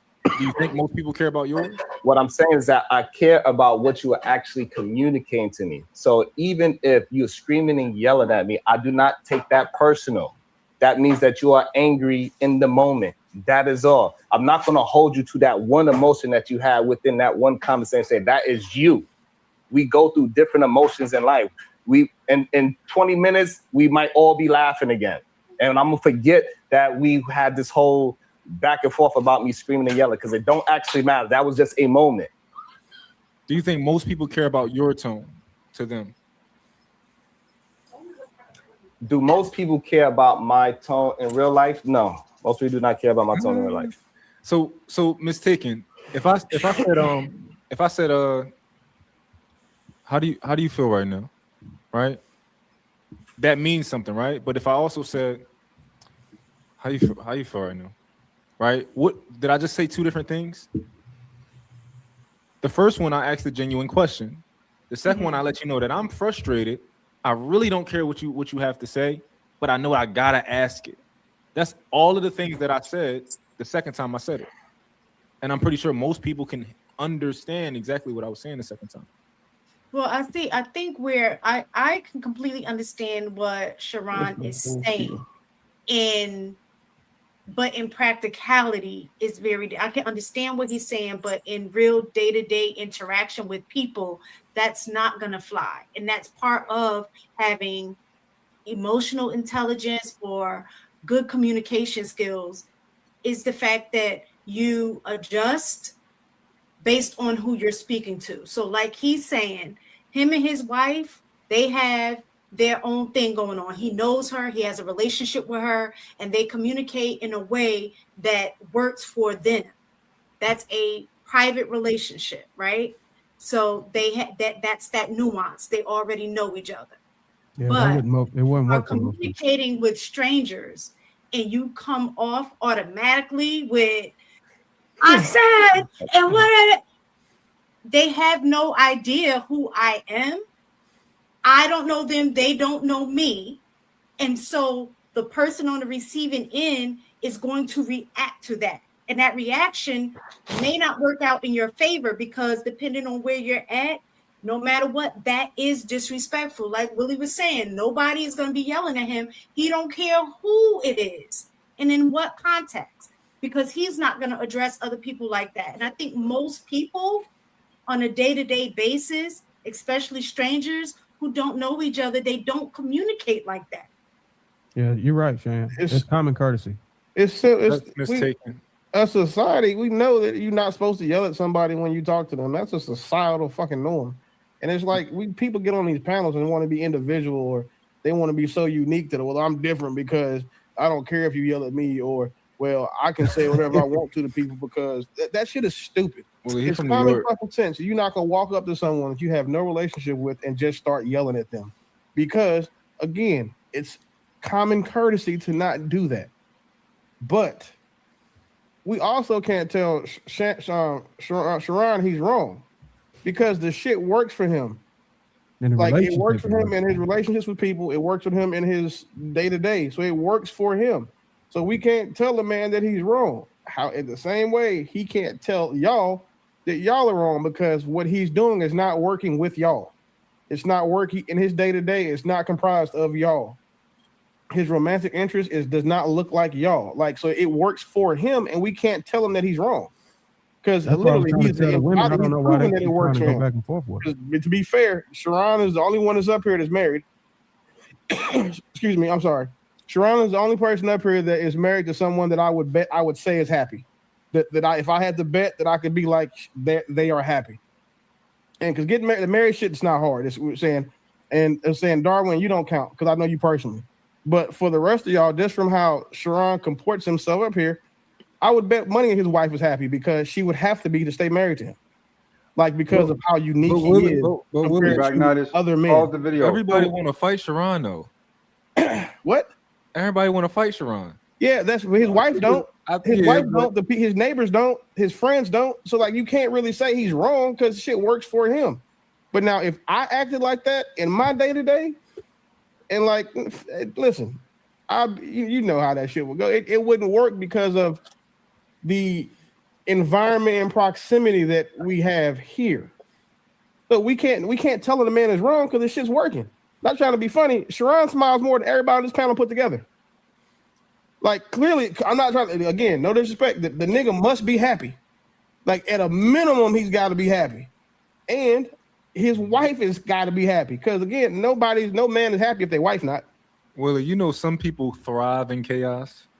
You know? Nigga, I'm one of them. Yes. And Sharon like to fight.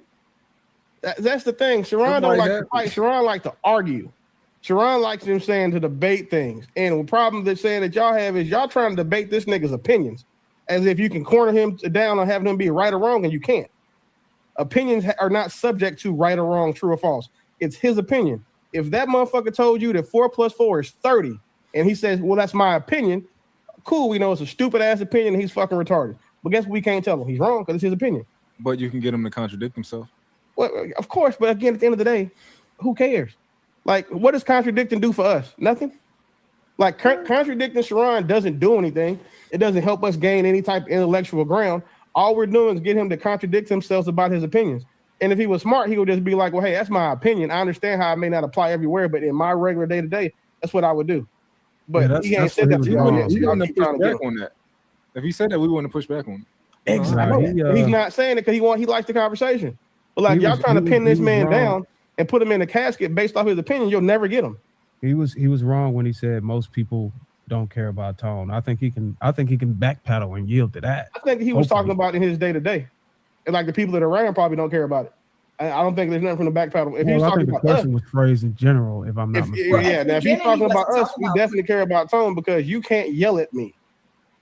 Like, I know niggas can't yell at Mont. You just can't do it without suffering some sort of repercussion. Regardless of what that is, it's going to be a consequence of you doing that. So if he said, generally speaking, talking about all of us, then yeah, he's wrong. I've got a feeling everything he's talking about is personal to him and his proximity and his people. And I think that's where the conversation got confused because that wasn't being said. And if you're going to really be genuine about a conversation, you got to kind of say, hey, look, in my opinion, or based on my experience or in my household. But just to go out and say that in general, that's where you got the women up in arms and trying to push back. I think we can move on. I think we beat this enough. I think none of the women on here would date Sharon based off of that. We know that his options is limited based off of the way he uses tone within a relationship. I think it's a done deal. I think we can stop bullying. Damn. That's crazy. You think that I got limited options? I feel like those were shots fired. Let's leave it off right there. Let's leave it there. And I think again, prove it in real time, right? That like he said it in a very nice tone, but it doesn't matter how nice he said it. I'm paying attention to what is actually being communicated, and that's why I respond to it. Right? I have more option than most men in this world.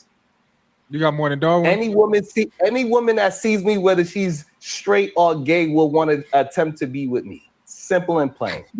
Is She this- will what if I enjoy told being you with me. that- She'll have a great time being with me. She'll be smiling from ear to ear because I'm going to listen to what's going on and see what she needs, and I'm going to make sure she gives me what I need. All right, nigga. And so, Go and make that a is the Tinder most profile. We're important not, thing, this that ain't no fucking when dating I'm show. It's the love communicating of with, Quran. if I needed to be, I have more options than most men.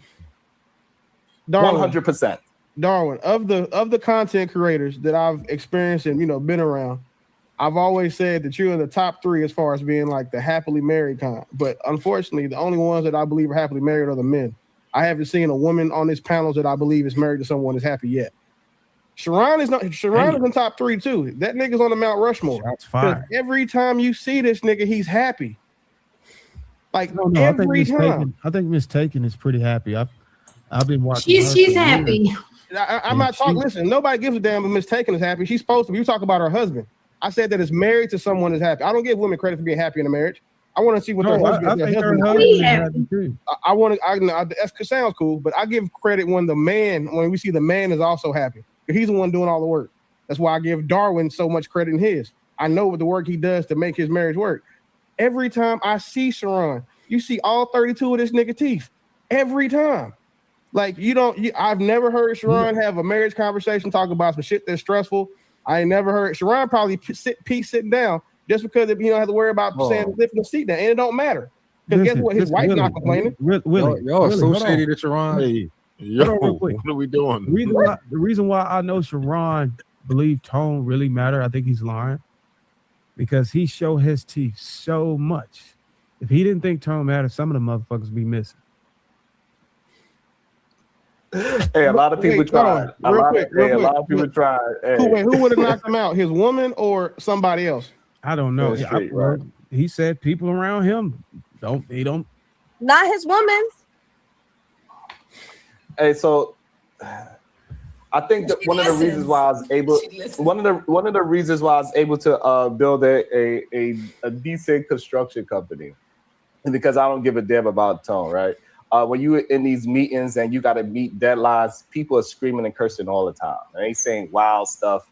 Most of the words in these high-level men, they are not using these corporate words in the construction word of corporation, right? They are saying F this and F that, you stupid mother effer, every 3 words. And if you pay attention to tone, you ain't going to get that contract. You ain't going to get that job done. I don't give a damn how you say it because I know you ain't going to fight me. So therefore, what are you trying to communicate to me? Oh, that's what you need? All right, let me go get that done. And then when I come back tomorrow, guess what? That same person that was cursing and screaming turned red in the face. He loves me now because I got the job done and he got his next phase of his check. So this idea that we want to tone police instead of actually pay attention to the communication, what they are saying is wild to me. I think people need to not be so sensitive. There you go. Another disingenuous statement. And understand that people's emotions in the time doesn't mean that they are actually being directly disrespectful to you. It just means they are just upset in a moment. Bro, you should have quit while you was ahead. That last thing you just said was nuttier than squirrel shit, Sharon. Because it's a whole lot of times when women are in their feelings and intentionally disrespecting men they're talking to. And there's even more times when men are in their feelings and upset where they say some real disrespectful shit to a woman. So your emotional state does absolutely will lend to you what you're yelling at somebody being disrespectful. For example, it's not disrespectful for you to be married to Miss Taken and then she's like doing something dangerous. He's like, hey, I told you to stop. Like, because you're doing something to save her life. But now, if she's just doing something you don't like, and you're gonna be like, Miss Taken, what the fuck did I say? Didn't I tell you stop doing that? Your emotional state and the way you say that is going to make that matter a lot more than the words you used. So you were good until you said that emotional shit didn't matter, because it absolutely does. Yeah.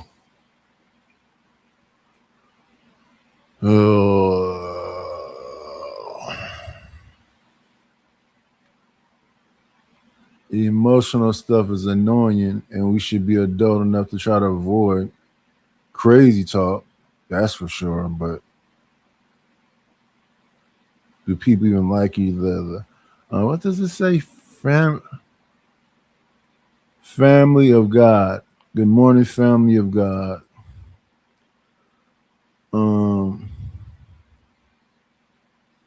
Sporadic sleeping is annoying too. And Pierce trying to come back with the nonsense. So, Go ahead, but when you put the condescending tone in it, like what the fuck are you doing? That's not me treating her as That's my not condescending tone. That's the word selection. Because like, watch but what the fuck are you doing? That's not condescending. Mistaken, man. What the fuck are you doing? See the difference? The tone matters. Yeah, I said one the of exact them same is thing. rhetorical, one of them is literal. Yeah. I think So, what, like, I think if what you- Ron did earlier is he said that we were worried about the tone instead of the. I think two things can be true at once. I think we could worry about the tone and still address the issue that's being complained about. I think when you made that statement that we were only focusing on the tone, you was being disingenuous about all responses. I think all of us articulated that we will be concerned about the matter at hand, but still also make room to address the tone. I think most people do that in relationships. And it's like I said, I don't got nothing against how you run your household. What wrong? Yeah, inflection and tone. Am I said like in an aggressive way? Or am I just saying the words? And most of the time I think people are just saying the words.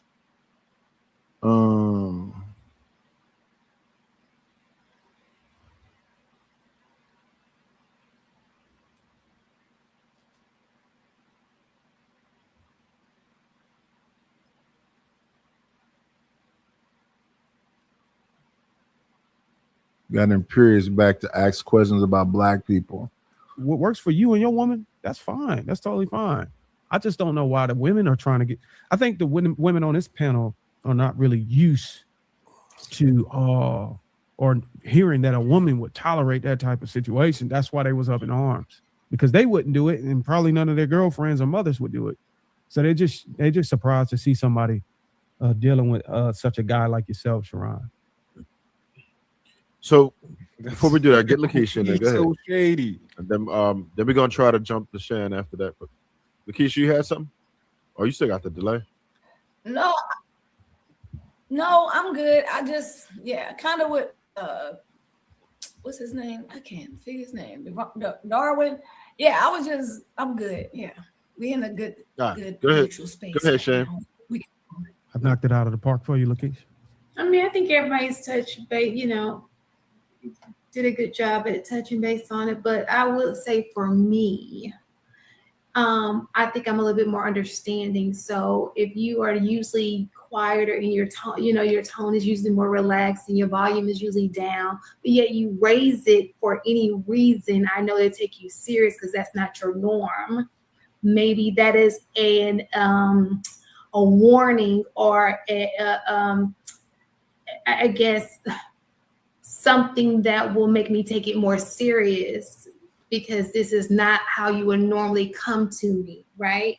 I would say if I do something like dangerously wrong, it is only natural that maybe your volume will reflect that, right? So I think that it just depends. But I do also agree that it depends on the relationship you have with that person. If you're in love with a man, this is your partner, he cares for you, you care for him.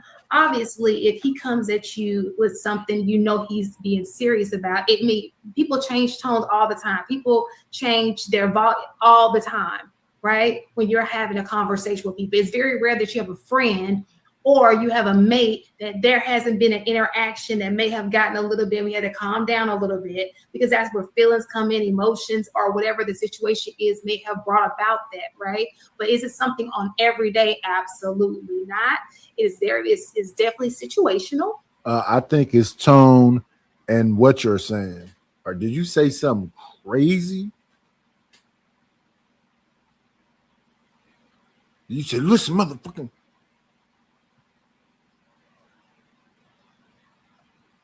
You say it in a threatening manner?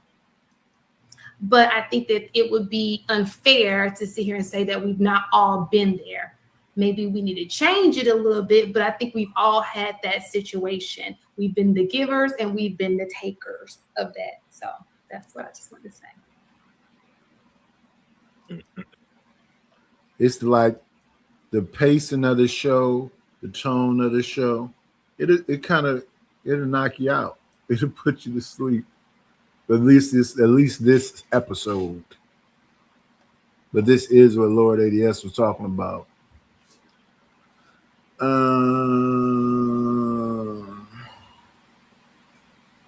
Make sure folks hit the like button at least.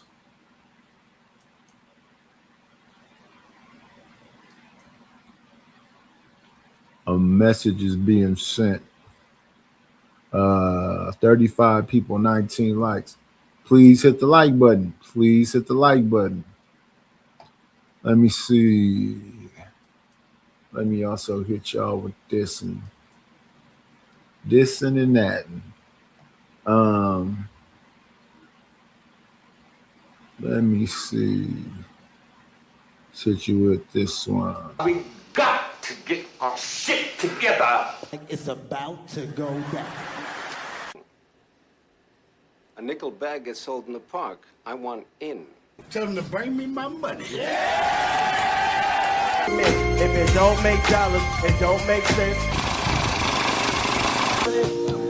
Oh, honey, I got to get my hands on some. And then I'm gonna get that money. I approach him with my I like that. I want to just, I need that. I take your money. I definitely do need your money. Please send some support. If you can. If you can, please send some support.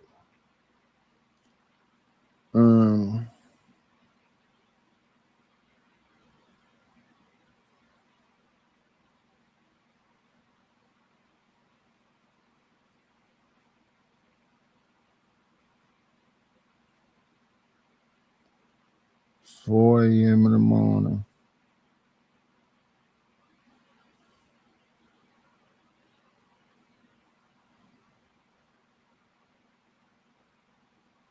Let me respond to this. But yes, please support the channel. It's hard out here in these YouTube streets for the old man.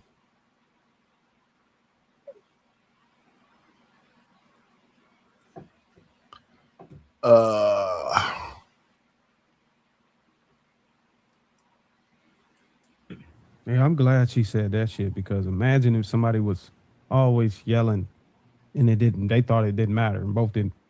What you gonna do when they really yell? And it's really a problem. You don't know if they really like fucking hurt or some shit because you so used to them yelling. That's a fact. So you taking your time and they getting their ass beat down or something. Yeah, it's like Angry Man, like not the comic. They're like a guy that's always angry, like the typical angry black guy. He's always mad, and so you just get used to it. Then one day you like he's really got something to be mad about. You're like, oh, damn. No, Angry Man was good. Angry Man was the perfect example. No, I don't have it. So again, I use people as examples when I want smoke. Tell him I use them as he said he used example for people he won't smoke. Yeah, I don't reference nobody unless I want to smoke with them. But I mean, and Angry Man and I are good. So I mean, I know y'all got y'all little thing, but I'm just talking about like a stereotypical angry black guy, angry black woman. Like, We got more questions in this, or this is like open panel now? Yeah, no, actually, I was about to jump right. Oh, he just wrote a new question. I was going to Yeah, say. we do have a new question. There's another question coming up right now, buddy. Hey, we should, Darwin. We should make this one is going to be for the. This one's going to be for the ladies, right? So Darwin, we should have made the women hoping- identify what it was, how much it would cost for them to shut the fuck up. What it cost for the submission? we might be able to get in that, but ladies, we're hoping you can be honest with this. But do you view a man that's asking for peace as a sign of strength, or a sign that he can't handle the emotional weight of the relationship? Wait, Okay, so that's not the question. Yeah, do you view a man that's asking for peace as a sign of strength, or a sign that he can't handle the emotional weight of the relationship? I think that if a man is asking for peace, he already feels not peaceful. Like I feel like he already feels if he's asking for peace, because I feel like it should come, right? In my opinion, my experience, my opinion. So if he's asking for peace, then obviously he feels a certain way about that woman that's not being peaceful towards him, or that's not, I don't want to use the word with the word, but he probably feels like some kind of way you're not being respectful to him, or your tone, your delivery. What up, Ronnie?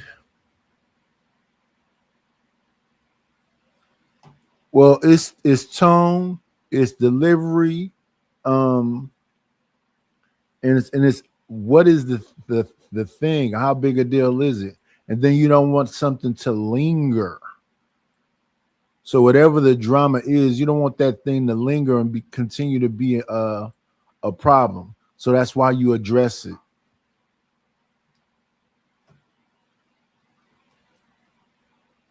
It's something about you that's giving off that aura or whatever for him to even have to ask you a question about, can you be peaceful to him? Unless y'all first meeting or something and he's just asking questions. But I don't think if you're in a relationship with a man, like, can I get some peace?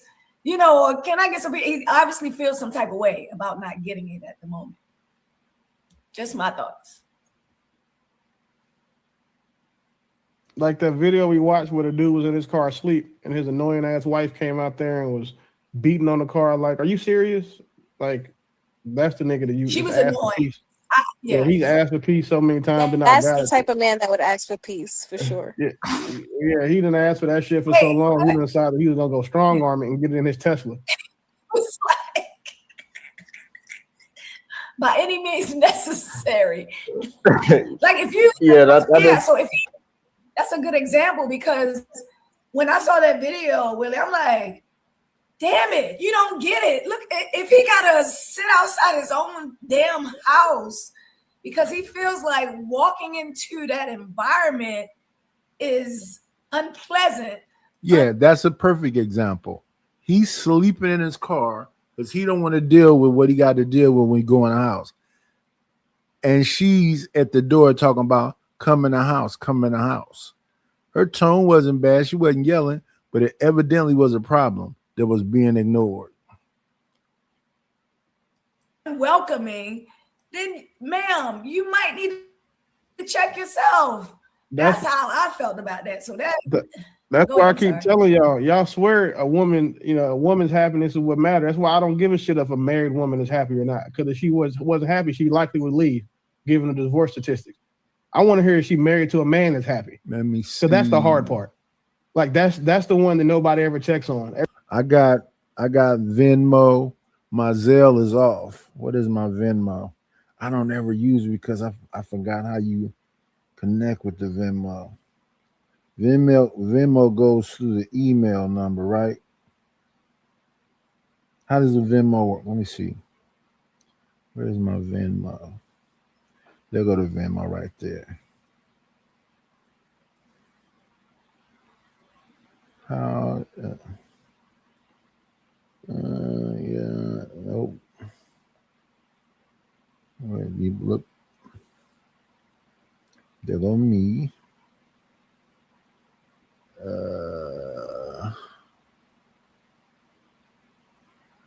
How does the Venmo work? Red Pill. How does the Venmo work? Is it my email?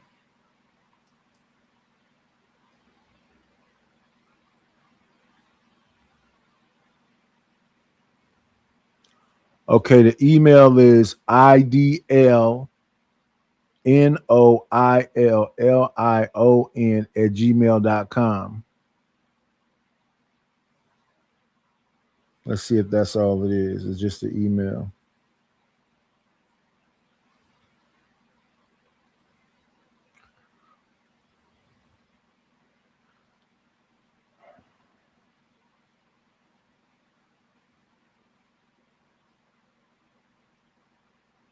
Man, again, what's happening, Red Pill?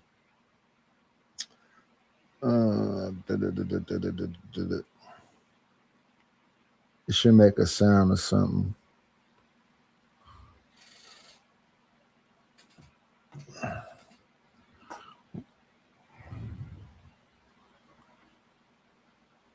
Try Nightish One. KNIGHTISH1.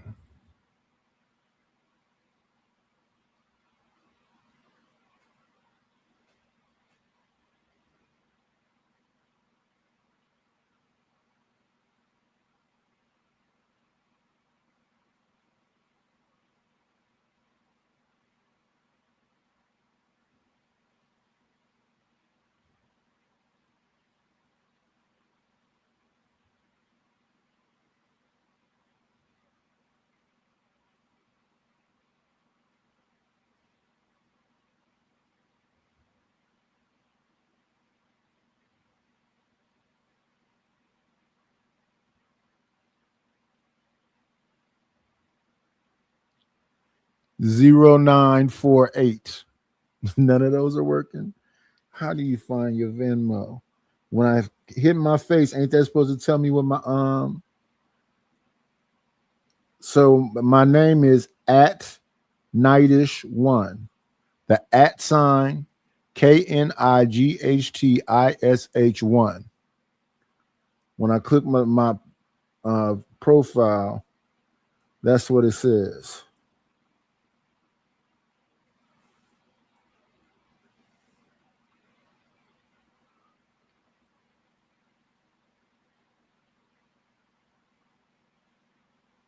Okay, you sent it.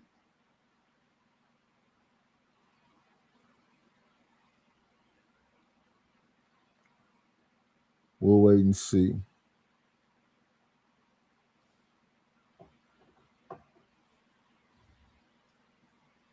Because if that's it, then I can put that in the ticker as well. Back to this conversation. Everyone's like, oh, her, happy life, happy wife. No, that's fucking stupid. Tell her to shut up too. Like, ask a woman, is her husband happy? Like, and ask them, is her husband happy? And then watch how they don't have. They were like, they get quiet, they can't answer, or they'll answer that, well, I'm happy. That's not the fuck we ask you. Like, so I don't give much credit to women saying that, well, I'm married and I'm happy, because of course you would. If you got somebody kissing your ass doing all the heavy lifting, which is what most marriages turn out to be for men. So when I find a woman that's married, and then I'm like, well, hey, is your husband happy? Nobody says anything. They're like, oh, well, he must be. He's still with me. Like, that is the measurement for a man being happy. I think I had this conversation before. Not necessarily with you, but that's one of the things my husband and I, we check in on each other, right?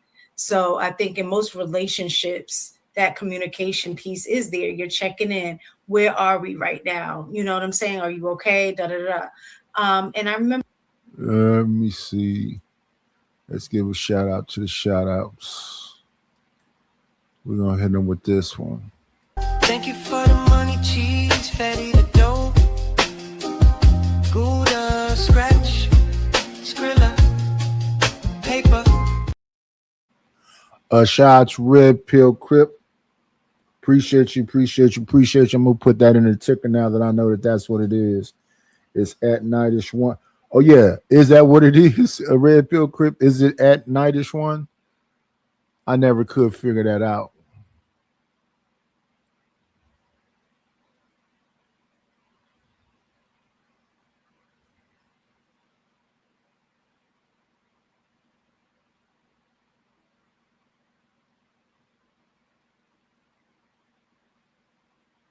Was it at Nightish One?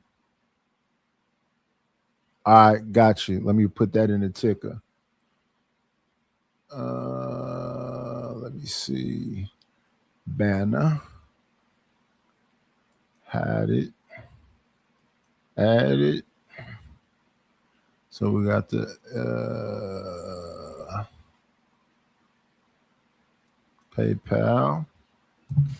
1 second, y'all. Venmo at, wait a minute. Venmo. At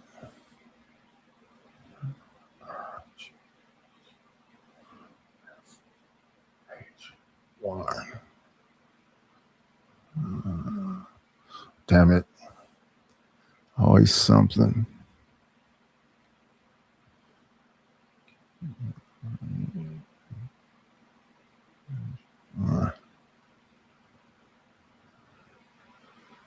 There we go. Save it. Spin the block. Ba-da-da-da-da-da-da-da. So yeah, y'all can support me by Cash App, PayPal, or Venmo. My Zelle is messed up. And I don't know what the name of that one is either. But I asked him one time, "Are you happy?" And he said, "I'm content." And I got offended by that initially, right? 'Cause I'm like, content.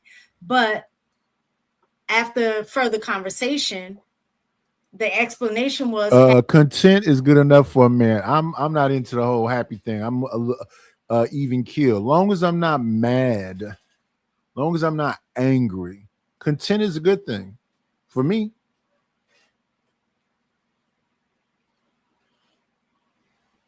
happy is a fleeting emotion. So yes, am I happy in a relationship? Yeah, at times I am. At times I'm happy. Sometimes I'm not. He said, but if I had to generalize the relationship as a whole, I'm content.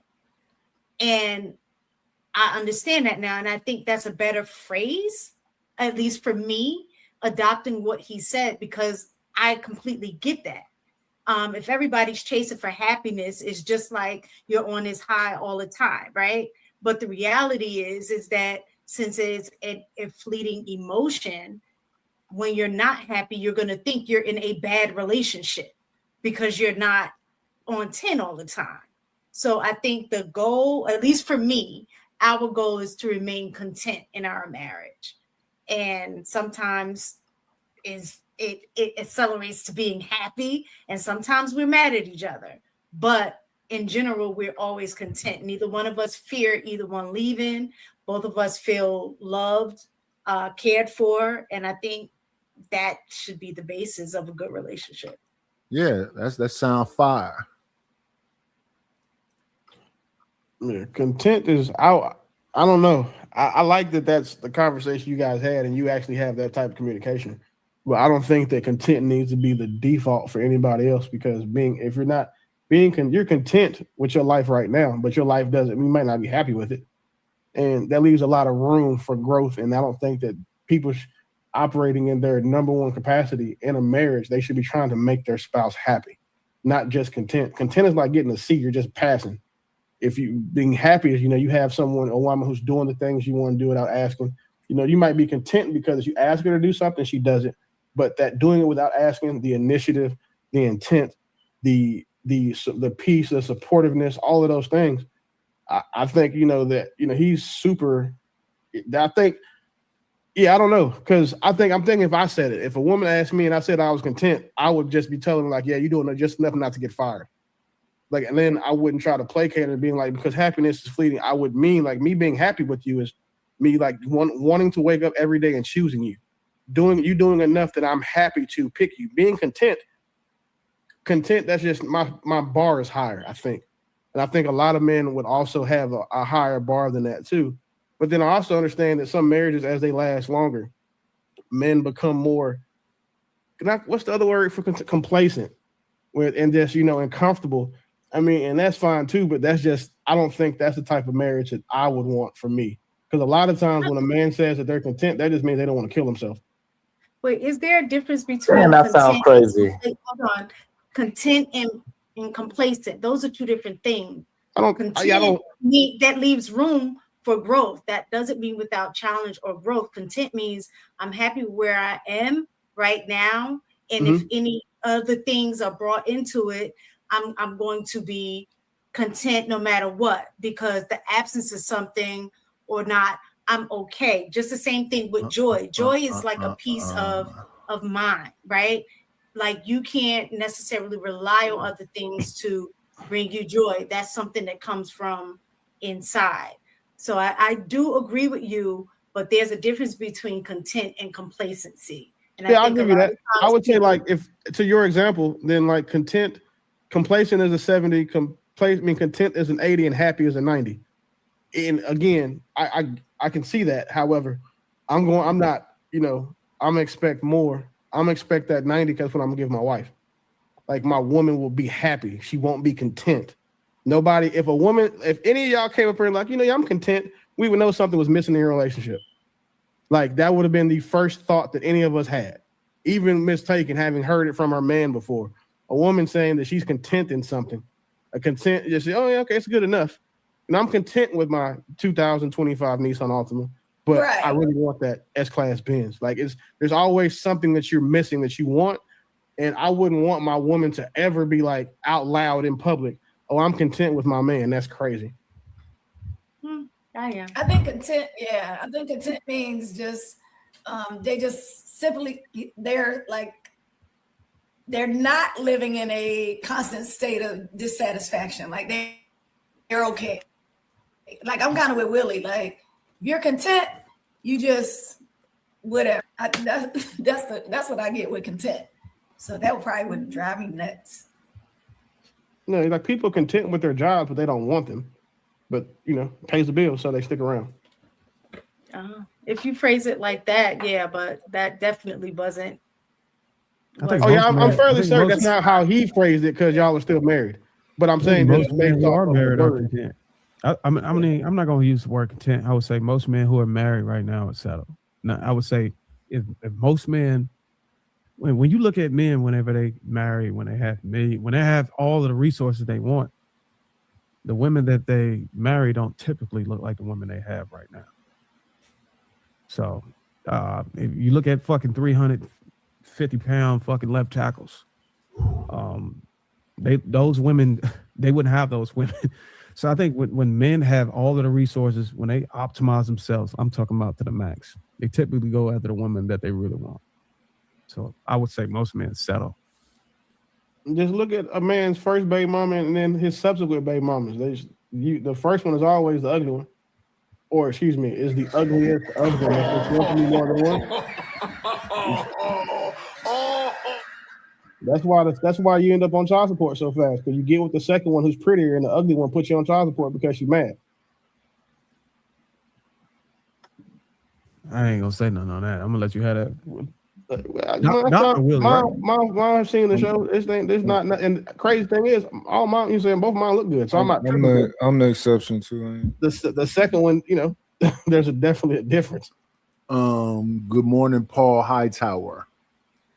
Yeah, I'm glad. I'm be honest with you. I'm an exception too. I got the woman I wanted, but I think if most men hit 1 million overnight, I would say 9 out of 10 men would probably file for divorce and go get the woman they want. Facts. I would say 9.9%. I think it would be 1 for every 100 niggas. It wouldn't. But I got a bag now and I got some muscles. Yeah, let me go. Yeah, they either divorce or get a side chick. They'll go fuck the woman they want on the side. No, they gonna leave her because you know how hard it is going back to a woman that you don't like and you gotta leave your side chick house that does everything for you and you gotta go back home. That'll turn a 15-minute drive into 6 hours. You're supposed to keep that to yourself. That's you breaking code now. Who's breaking code? Nigga, I'm honest. What the fuck we talking about? That turns a long Can drive. I ask you a question? What do you think is more sustainable long term? Contentment or happiness? Content. I think whichever ones you want your partner to have is what's going to be the longest that you can sustain. I don't think most people understand what happiness is. I think people think happiness It's is fleeting. simply just moments of joy. But I think that I think real happiness is more of a what's the word I'm looking for? I'm not looking for prosperous. I don't think y'all answer her question. I think the word we should use is joyful. I think we could be joyful because just because I'm going through something and somebody passes, I'm very joyful in my relationship. And so I'm always in a happy mood, right? So this is why you always see my 32 teeth when you see me. even if something happens drastic, somebody passes away, yeah, I can be sad in the moment, but that doesn't mean that I'm a sad person. So most of the days that I'm moving in a very joyful way and peaceful way as well. So I think joyful in a relationship is probably a little bit better than happy, because happy moves. I don't think that was prosperity. I missed it and I apologize. Damn, my bad. No, just the question Right that now. I had. I said, which do you think is, I answered it, to be fair. what is I answered sustainable long term? Which is more sustainable long term, contentment or happiness? I agree with Willie. Oh shit, I must be wrong. It's hard to ask that No, question. because he if said you it's don't actually define whatever happiness. you want your partner to be is what it's gonna be. Whatever you want to sustain is what's gonna be sustained. That's not an answer though. Yeah. I'll give you an answer. I'll say contentment. Okay. That's actually how you answer. Some people when they get a, they make me wonder how they did in school, because I think in school you had multiple choices. You didn't get to do what people just did on this panel. You had to pick one of the motherfuckers. If you went to public school, you had multiple choices. In private school, they made us you had to actually give a word and explain the word. So multiple choice tests are for dummies. Like, Well, why contentment, Darwin? Why you say contentment? I mean, it's a really good question. I really didn't put too much thought in it. A little bit of thought in it, but I think happiness goes up and down. It fluctuates.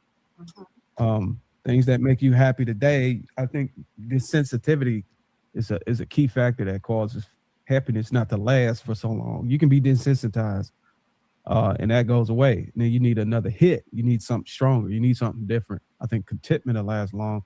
I mean, it works. It's consistent. You get what I'm saying? So it's nothing that's gonna change over time. So contentment is like the baseline. That's exactly what I said. Y'all tripping. No, that ain't what you said, nigga. You start talking about making joyful noise and shit. Like you was on some church Bible verse time, Sharon. But I don't know. This was in relationship to what Lord ADS said. The name of that show was The Cost of Peace in Modern Dating. I think that peace thing is overrated too. You probably need a little something to shake it up. Somebody tried to say this the other day, that this is a gangster picture. This is supposed to be a detective. What makes you look at this black man on this avatar and think gangster? That's supposed to be like a private eye. A film noir private eye. What about a man in a fedora with a beard thinks gangster?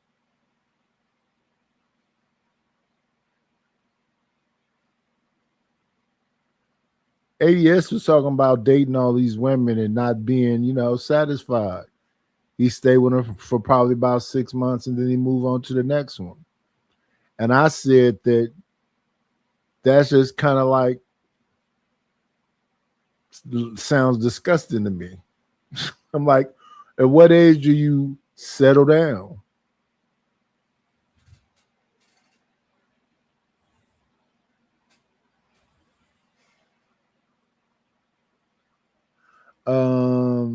Yeah.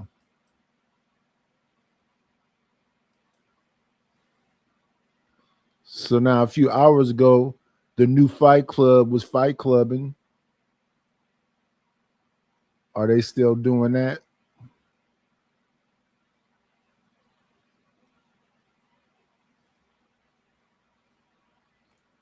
The new Fight Club was Fight Clubbing about the Carmelo Anthony thing.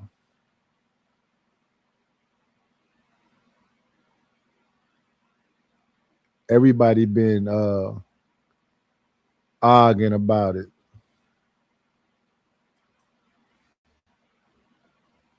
In some of the most mellowest places.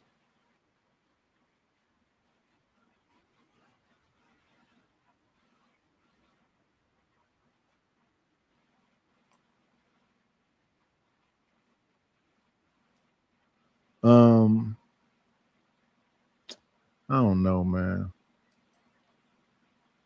Let's look at this right quick.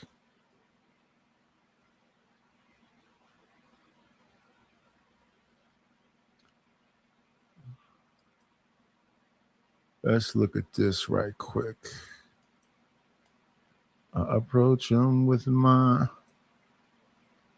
Let's look at this right quick.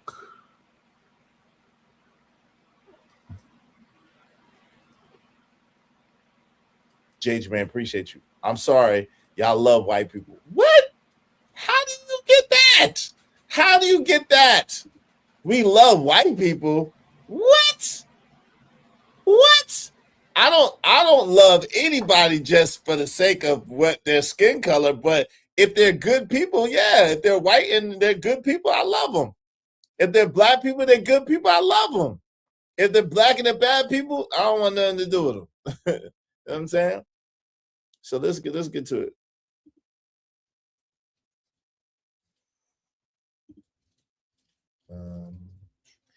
So because of them, we just need 8 more people, at least $5 a piece. Y'all support the show, Sports Trading. I mean, thank y'all so much. Thank y'all so much. I appreciate y'all sincerely. Let's get it.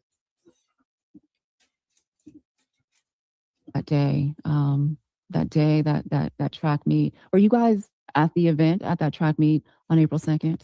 No, we were not. I was actually supposed to go to the track meet, but the weather was so bad. I just stayed home. It's like, Mama, don't come. Just stay home. Mm-hmm. And now, looking back on everything, I wish I was there. I regret not being there for my child. Mm. When did you hear the news that there had been an incident that day? I received an email saying that there was an incident. No phone call, no anything. You know how my instinct was to, because Carmelo, he's the type of child to let me know everything that's going on. And it wasn't like him to not call me and tell me what was going on. So when I received the email, we have Life 360. So I went into Life 360. I'm like, wait, they said the buses made it back to the school, but Carmelo location is still stating that he's at the stadium. Like, what's going on? So I headed to the school, and that's how I found out what happened. And how I found out, I was actually in a work meeting, and when she first called me, I thought it was because it was right after April Fools. I was like, oh, y'all playing this because he doesn't, this is not him. So I was like, oh, you playing, all right, whatever. But she was like, no, he was involved in the stabbing. So when we heard that, I didn't know what happened at the time. And they kept us from everything. Like they kept us, so we running around from place to place. And it was everything was just moving so fast that day. I never forget. It was just like everything. Then once we found out and he went to his bond hearing, the next day, somebody doxed us. Mm. I don't want to say her name, but a lady started making this.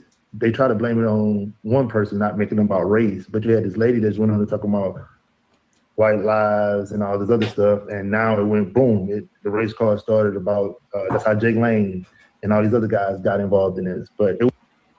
So from the beginning, actually, goofballs, it wasn't black people making it about race. So from the beginning, it wasn't black people making it about race. That's the whole thing. It wasn't even black people making it about race. It was these people who was trying to that were mad. Jake Lane was around forever. He's the one who put the Metcalf son on the bus. And the father told him to take his son face off that bus. But now they got some video of the father talking about watermelon felon. It's like it's not bad enough. They're just trying to make it worse. That a white person lost their life by the hands of a black person. It wasn't black people making it about race. So there you have it. There you have it right there, right? So that's how Jake Lane got involved and all that. And we know that Jake Lane has been, I didn't want to say her name. I know who she is. I didn't want to say her name. Hey, let's go ahead and take her name out the chat because that's Good morning, Joy. That's not good. Well, I don't even want to have nothing to do with none of that. Let's get to it. was at the end of the day, this was a kid situation that a lot of adults made it about their personal, well, how they really wanted to feel. This is the time they wanted to show them how this is how we really feel about y'all. And they used my son, for example. What did Carmelo tell you happened that day at the track meet? I mean, he was sitting there seeing his friend. Once you get the reports and everything, he was actually his girlfriend's cousin invited him to the tent. Mm-hmm. So when they invited him to the tent, it just, hey, what's going on, such and such. It was raining. He sat there.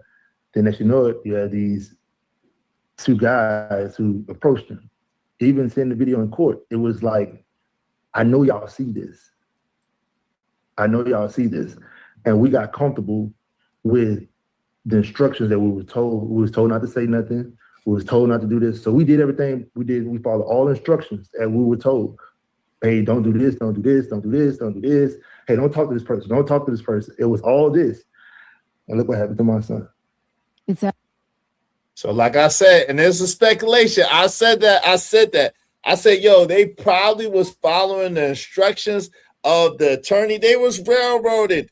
They was probably following the instructions of the attorney, being that he was an expert, and they was just trying to make sure that their son got the best defense possible. I hadn't seen this. They hadn't even done the interview when I said this. I figured that was the case. And so they're saying that they saw the video, and they said that they should have been able to see that their son was approached by these two boys. So it was Austin and Hunter, which Hunter admitted that. Hunter said Hunter gave three different accounts every time he told the story, and they stopped Hunter for telling the story. That was Hunter. Okay? So let's go. Yeah, he was the one that was on the news and said hey man,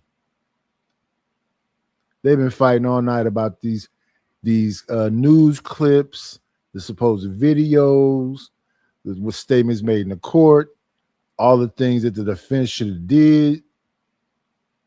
Let's get to it. We need 8 more people, these $5 a piece. Y'all help us reach our goal. Help us reach our goal today. Support the show, support the stream, I mean. So let's get into it. Let's go. Yeah, my goals may be the shortest goal in the YouTube streets.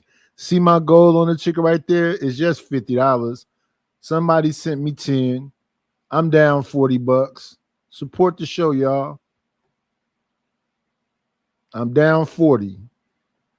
$40, I'll meet the goal. All right, that was Hunter. Let's go. Let's see what they're talking about.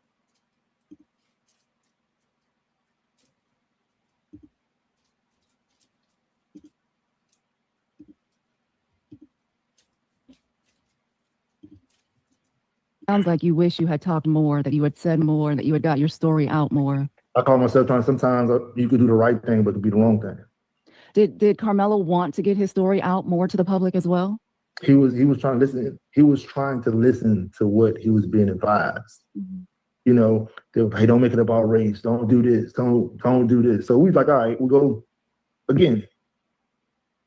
We played the game they wanted. We did everything a law abiding citizen posted. They told us don't do this. We did everything we supposed to.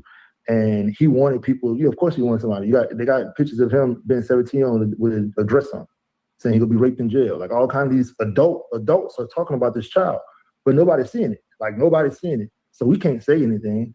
The other family, they go paint this lie that nobody's stabbed exposed, that he died in his brother's arms. And it was all that's not true, because that is the narrative. Yeah. No, you never heard it no more. That stuff was a lie. You heard about a bag.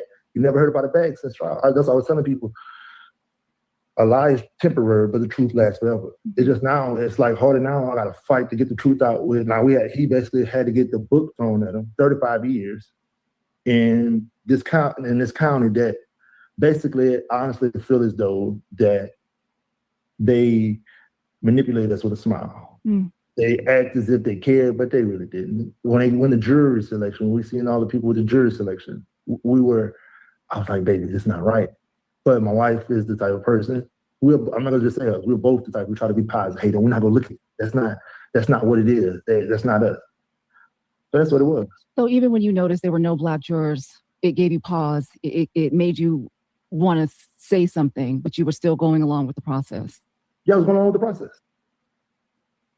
Shout out to, let me see, Mo. That's why I said there are so many holes in the story. That's a fact, Mo. That's a fact, Mo. That's a fact. 100% factual. We just need to make sure they get this young man a thug life.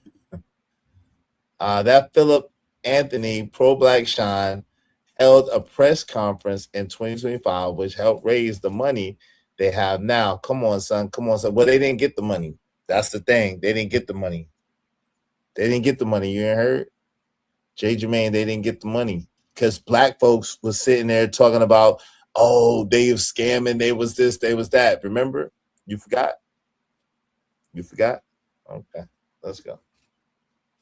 Because you don't know, a lot of times, and I hope this don't be controversial, but that's the first thing they do is they try to say we emotional. We don't follow instructions. Right. Right. So we did everything that we was advised and told to do, and look what happened. So who was they? You said that they told you. Who was they? Was it your defense attorney? Yeah. So we were because about him being 18, so what they did was they kind of played everybody against everybody, if you could say. I'm not going to say they played us against each other, but it's almost they had him scared, like, hey, this, I'm a lawyer, this. As me being a father, all right, you're the guy, I'm okay with playing my position, and I don't want to overstep any boundaries. Everybody, hey, to beat this. I even went to some black attorneys. They're like, oh, you need a white attorney to go out there to fight out there. Remember they were telling us that? They kept telling us that. So everybody like, why y'all didn't? Everybody was telling us, okay, so then. All right, so there it is. Why they get a white attorney? Well, even the black attorneys were saying, yo, your best chance is to get a white attorney. Everybody was telling them allegedly that they need to get a white attorney would give their son the best chance to fight the case. To fight the case. Nah, damn that. You paying for it. Speak the F up. Yeah, but I mean, if you're not used to the judicial system, like, yo, I'll be honest, I'm a very outspoken person, but sometimes I feel bad about being outspoken. Sometimes I feel like I'm being an asshole, and I'm like, damn, like, and it is, I could imagine, I don't want to imagine, but if my child was in a certain type of position and I'm speaking up, and then I don't want to make it worse. You don't want to make it worse for your child. You don't want to stand in the way and make it worse for your child, or make your child have to suffer because of something that you said or something that you did that put him in a messed up situation, because you don't know. You're new to the situation. You don't know nothing about this. You don't come from nothing of this. So you don't know how to maneuver. You don't know what to say. You don't know what to do. You just trust and believing that's going to be okay because you know your kid and you know your kid's a good kid. But unfortunately, the world, and we see how, especially some of these niggas are, they're going to criminalize a good kid. They're going to I think they simplified it. Somebody's deceased, and the person that made the person deceased is that. But the defense was lacking. All the stuff that you hear about what happened is all kind of bad. It's just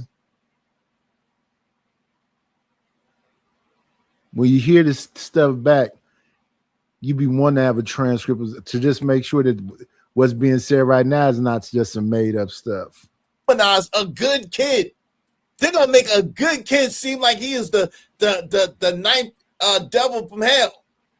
Ridiculous. Let's get back to this. Y'all support the show in the meantime, between time. Help us reach our goal today. We just need 8 people, at least $5 a piece. Support the show, support the stream. Now, we get it. They basically tossed them over. A lot of objections wasn't done. It's a lot that wasn't done. So do you believe your son received a fair trial? No. Absolutely. Hell no. So they said a lot. They said they see, okay, so they not crazy. They seen the same shit I'm saying. I wonder, they don't watch me. So they seen the same shit that I said from the door. So they seen it too, but they didn't know how to stop it. I guess it looks like they just didn't know how to stop it. Looks like they just didn't know how to stop it. That's what it looks like. Let's go. Absolutely not. Absolutely not. Absolutely not. And we're gonna keep fighting. We will not stop fighting for justice for my son. Yeah, it's hard for us right now, and I've had my moments. We want our children to do better, right? we look at our YNs, this wasn't YN. So what we gonna do about this not YN? Facts. We look at our YNs, but this is not a YN. This is not a YN. This is a young man with a bright future. This is not a YN. I don't know why I did that. I don't know why it just did fireworks. I don't know. Yeah, I never seen that before. Good morning, Raw.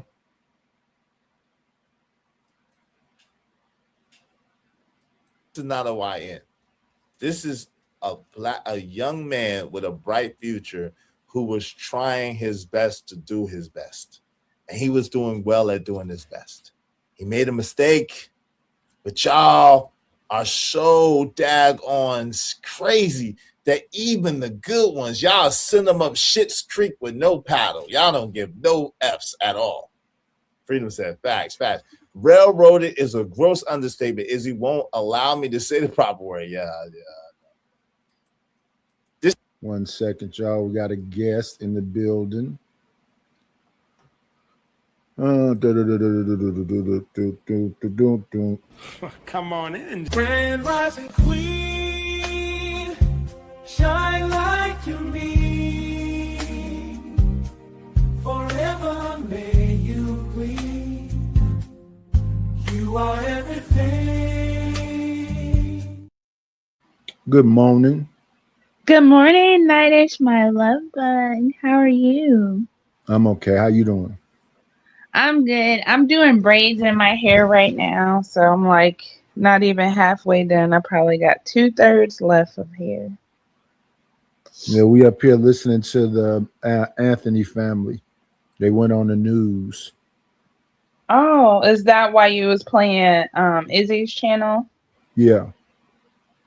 Oh, y'all not beefing, are y'all? Who? Me and Izzy? Uh-huh. I'm not beefing with nobody. Great. Okay, good. Because I was about to tell you, end it now. End it now. Yeah, I'm definitely not beefing with Izzy. I know that's my love bug too. Like I can't have my people fighting amongst each other. Cause like, where am I supposed to go when there's no more?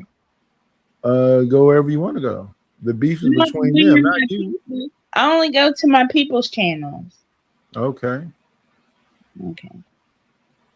All right. Let's see. Let's get back to his commentary. Okay. This is an emotional argument. Is he? Yo, bro, what other argument? What do you mean it's an emotional argument? They telling you the facts as they see it from their perspective, which everybody said that they wasn't speaking up. They wasn't talking up. They're telling you the facts from their perspective. What do you mean it's an emotional argument? What does that mean? I'm confused. What does that mean? What does that even mean? Let's go. We can make more YNs. Now you got a kid, like I just told you, everything that we're telling you right now is verified. 2 jobs with the HEB Foot Locker. That's who came to the buy him. His GPA, he still graduated through all this. He still graduated high school.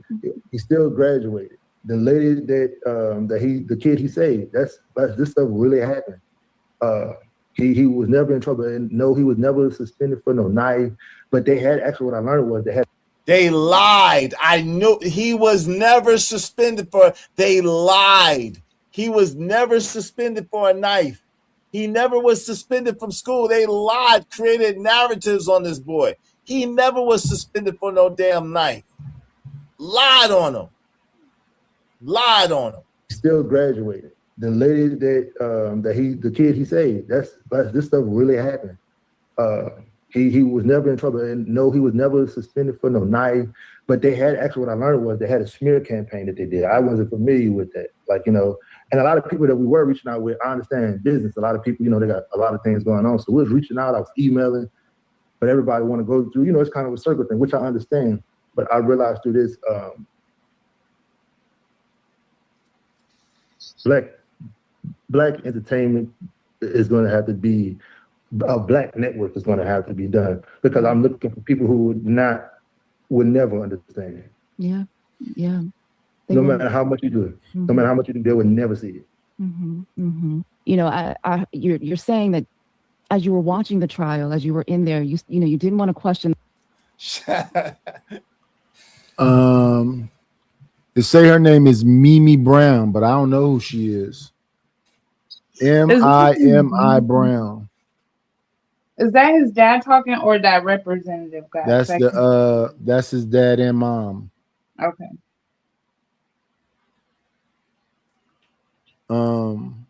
Yeah, Mimi Brown. Let me see. Shout out to Black Beauty Game and said, I just rewinded the 3 times to see your reaction to the fireworks. I was like, where did the fireworks come from? This is not a fireworks show. Where did the fireworks? Who ordered fireworks? This is not a fireworks show. What are you doing? Shout out to you, Black Beauty Game. I don't know. They got me. They got me. A bunch of lies in the story. This is why I said they painted this well. It's a fact. It's a bunch of lies. A lot of lies been told around here tonight. I said it from the jump. They BSing on him. It was a setup. It definitely was a setup without question. Of course they lied on him. Yes, Cole. Of course they lied. Of course they lied. Shout out to CBB 1012 said, that celebration graphics broke my mean face just now. LOL. I was scrushed up. LOL. Well, I'm glad I see God. Look at God. God knew that y'all needed a little bit of levity. And you know what I'm saying? God knew that y'all needed a little bit of levity, and he provided it for you. Shout out. Look at God. Look, because I didn't do that intentionally. I was like, what the freak? I was like, where did it come from? where did fireworks come from? Like, what the freak is happening here? What's happening here? So, if he was so good, why could he just knuckle like J. Jermaine, I will say this again. He was 135 pounds. There were at least 2 213-pound boys right in front of him, threatening him. He felt like he was in danger. He could not go anywhere. We know that he was boxed in by his so-called friend Eddie, who was filming. Eddie won't let him get away because he was the entertainment. We know that he was at least boxed in by Austin. Austin was on the other side of him. So that's at least 2 people boxing in. And it was already said multiple times that Hunter was right there too. He couldn't get away, bro. And knuckle up. How, if you have epilepsy, do you expect to knuckle up and be in a fight and you lose your life? So according to y'all logic, y'all would have been happy if he lost his life in a fight. It'd have been okay. It'd have been okay for him to lose his life in a fight. But him fighting back and someone losing their life, that's unbelievable. That's unacceptable. That's just wild. I don't get it. I don't get what y'all even talking about. I'll be honest. I don't even get it. It's weird. The Metcalfs were campaigning from the moment Austin was pronounced, while Carmella's family was told to stay quiet. The narratives were set up from there. That's a fact. I can't explain. If you don't understand the J. Jermaine, beloved, my brother, that I got a tremendous amount of respect and love for, I can't explain it to you. You know, you my man's pasta pans $100,000, but we don't see eye to eye on this. And it seems like it seemed like a lot of black folks can't see eye to eye on this. But they could see eye to eye with that boy that was in Michigan that took a knife to the bathroom to kill somebody. That boy got off scot-free. Delete unalive. The white folks own you. I'm sorry. He haven't went to court yet. His case is still pending. Not free though. I bet you he ain't gonna be found guilty. That's gonna be self-defense. Yeah, I think they even lowered the charges. And that's like he purposely knew these poor and people. He stabbed way more than one time. Mm-hmm. I'm sorry that this is happening. This makes me sad. You know, I haven't been watching any of this. I've been driving and traveling and stuff. And I'm glad I ain't been watching it because it just makes me sad. Yeah, because everybody's like making a mockery of it. How does a boy get to be a scholar all his life to go to jail for murder when he didn't even have an intent to kill that person? I mean, murk that person. Sorry, murk and delete. He didn't have a good defense.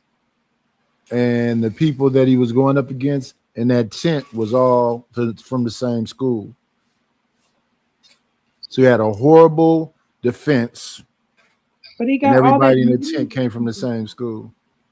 But people sent all that money. What did they send the money for if he still had a bad defense? Well, they didn't get the money because people said he just said that people said they were scamming, so they didn't get the money. Oh, I didn't know that.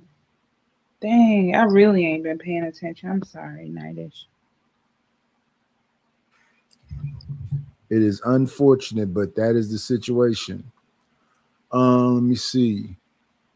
Let me play my song. We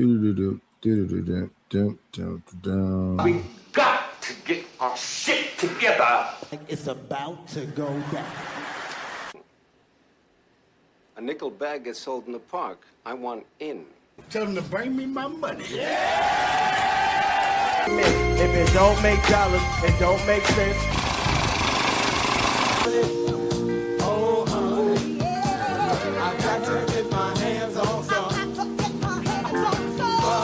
And then I'm gonna get that money. I approach him with my I like that. I want to just, I need that. I take your money. Yeah, shout out to the shout outs, y'all. We got a $50 goal. I got $10 of the 50. We're going to continue watching Izzy though, because it's going to go left on Izzy's show like it went left last night on Trey the Truth show. But Trey the Truth is calling this channel the New Fight Club. So there's that. I can't explain it to you. If you don't understand that, there's nothing else I can tell you. I don't know what else to tell you, bro. I don't know what else to tell you, man. Right, make it make sense. My song is fire, Flago. I need that in my on my Instagram though, man. Yeah. Put your Send email. that to my IG. I got you. Put your email address in the and put your email address on the thing. Get it from Kojak. Hey, yo, Kojak, send it to Izzy. Okay.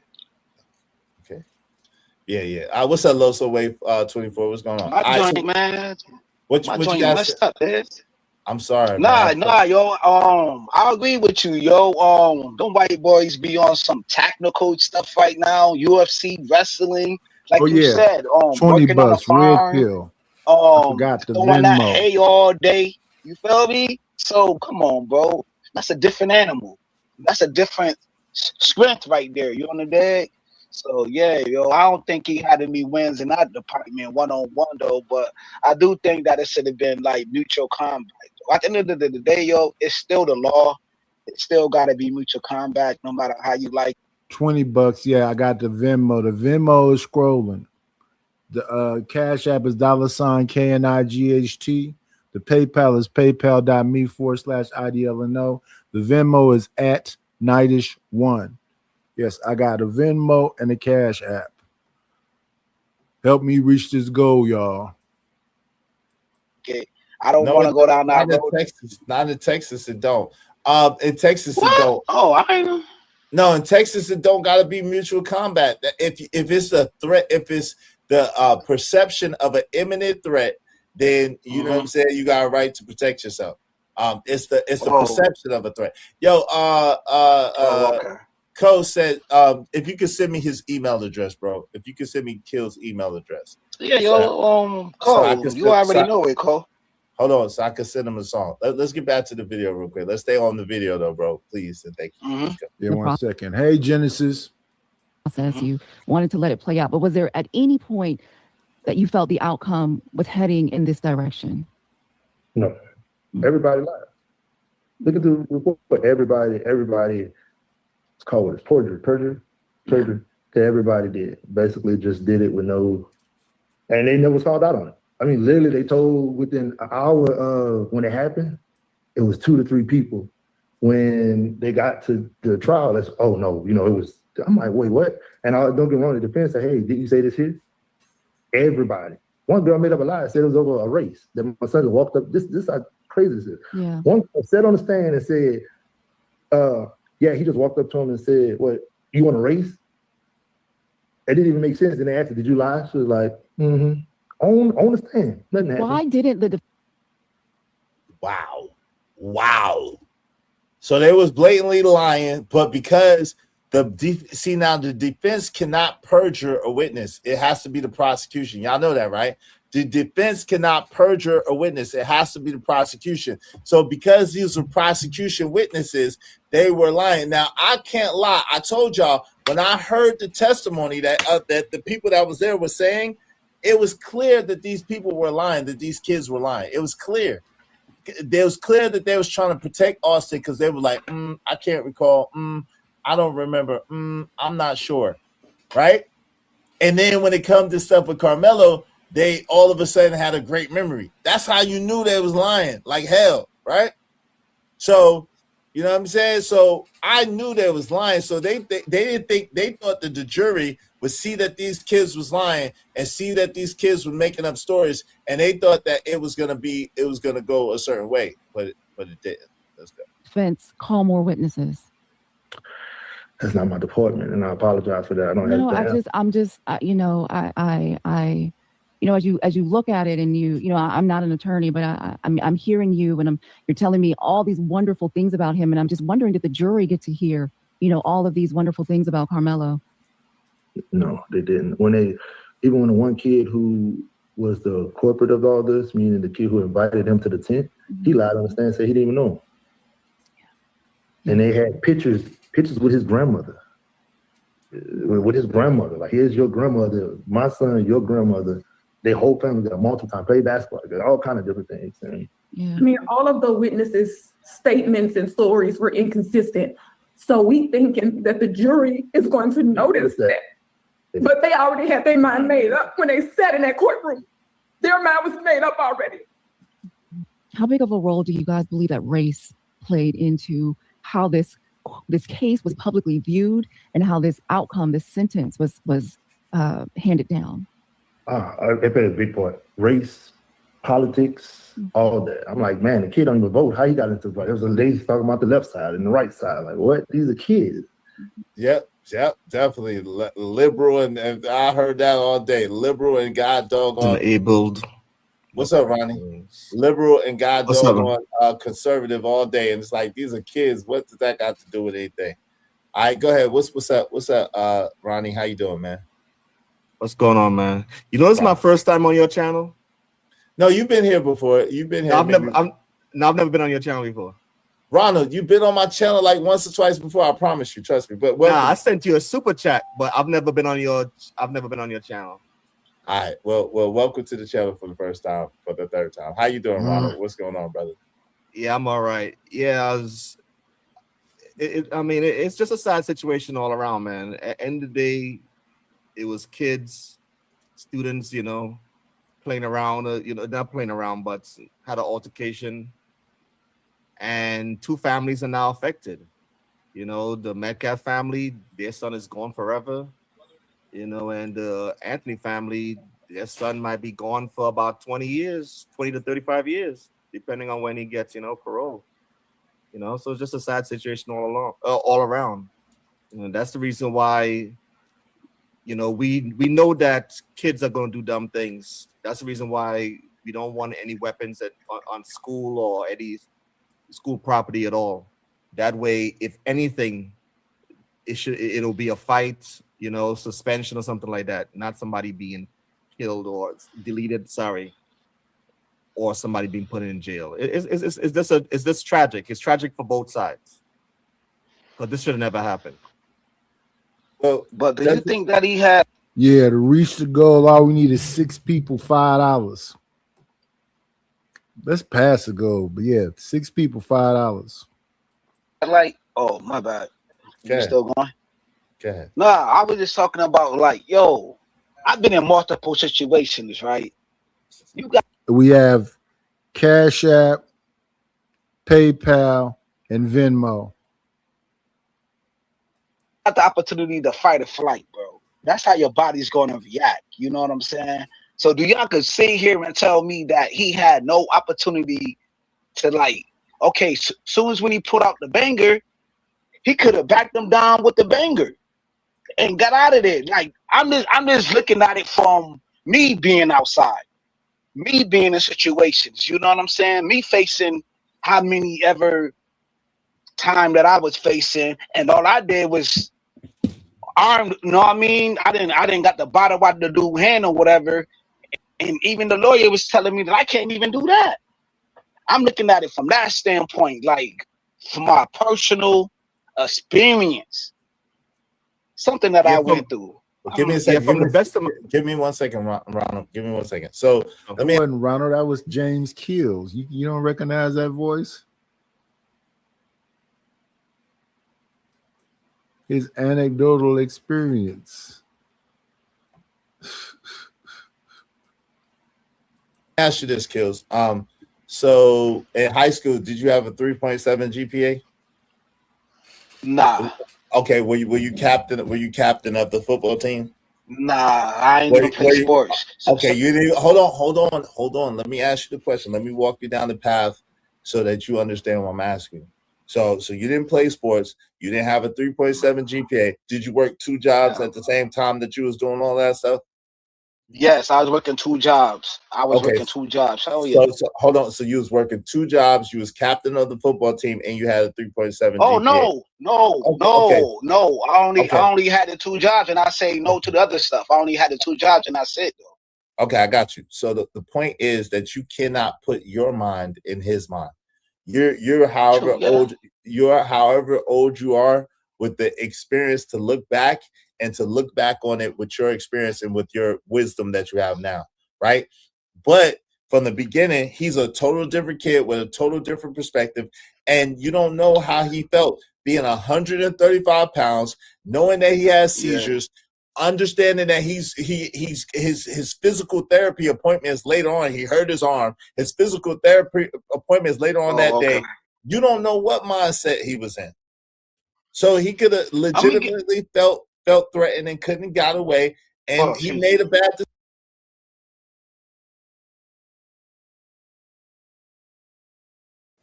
Come on in. It's always a treat when players meet. Just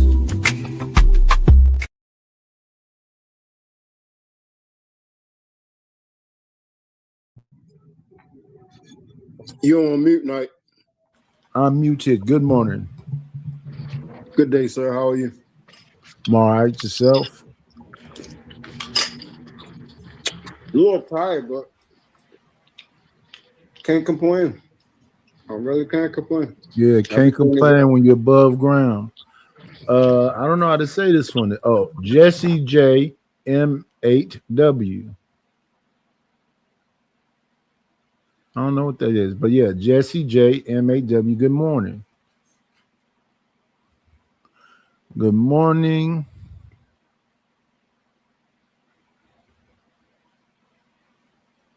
The question is this to raise funds for the Anthonys?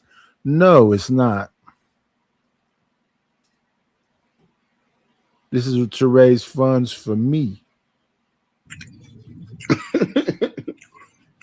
What they trying to say? They if it's for the Anthonys, they'll pay. They'll send me $1,000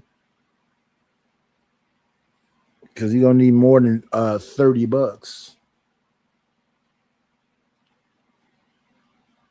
Another one of my so-called friends, American tradesmen, said it's for wine. It is not.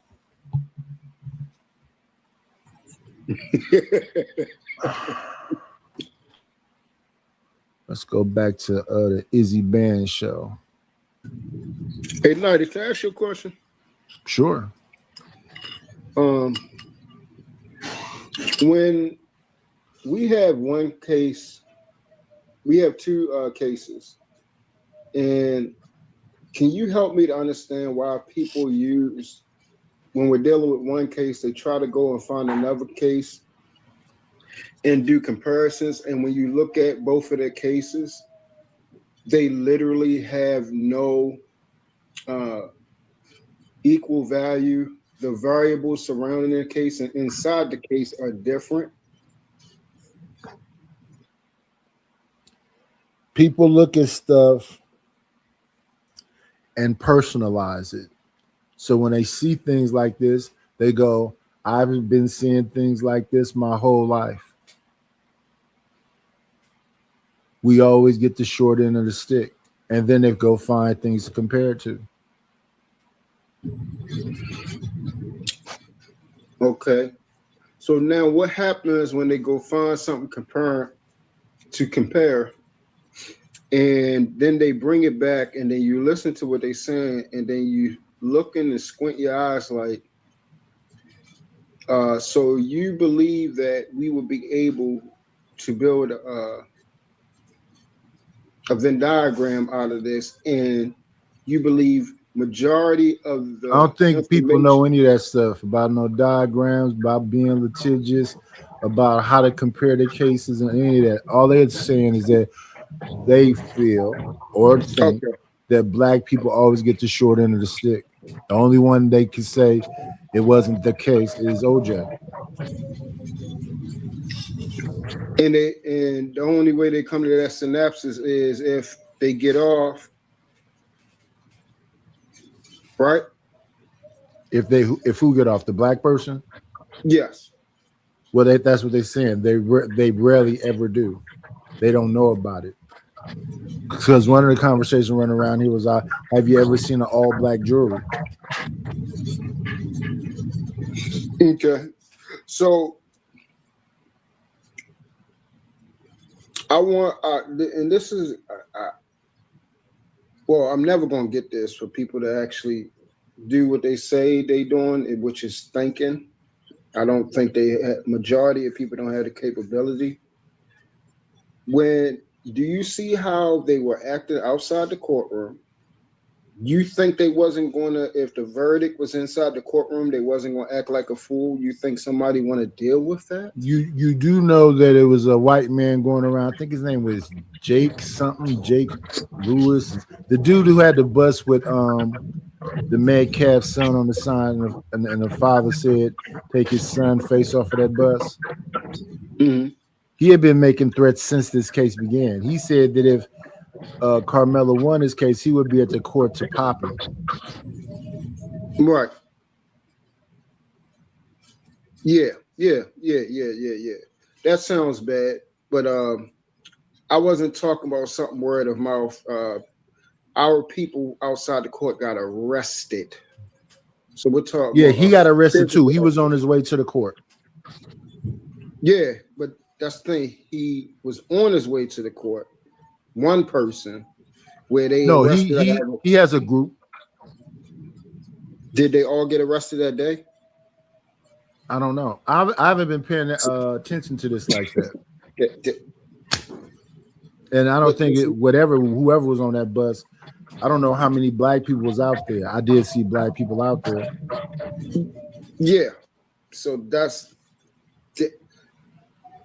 the thing that I'm talking about, I can confirm that it was more than one person that got arrested outside. So number one,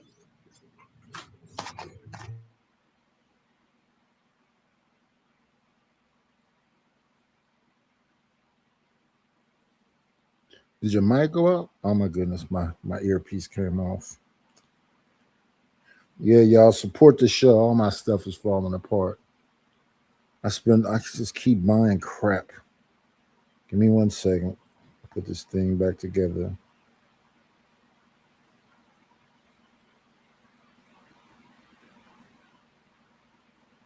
There we go.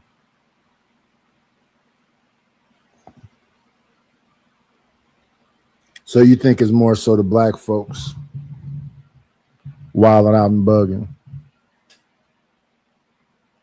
And because they was twerking or who knows what they was doing out there, that exacerbate the situation? That made it worse? You on mute.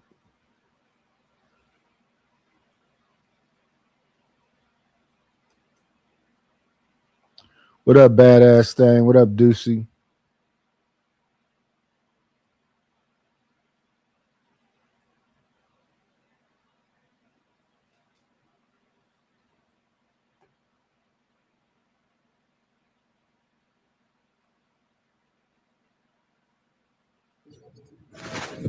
Nigis, can you hear me?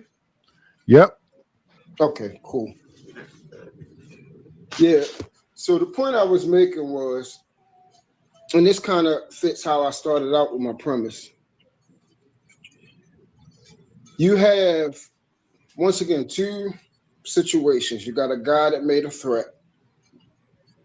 You talking about the dude on the bus, Jake or Jack or whatever the name is? Yeah, the guy you brought up. Yeah, yeah. And you got the people outside the court that they wouldn't let in as well. And the same, what I believe is the same way they got arrested, if he was known and visible, he wasn't getting no weapons inside that courtroom. We already know that.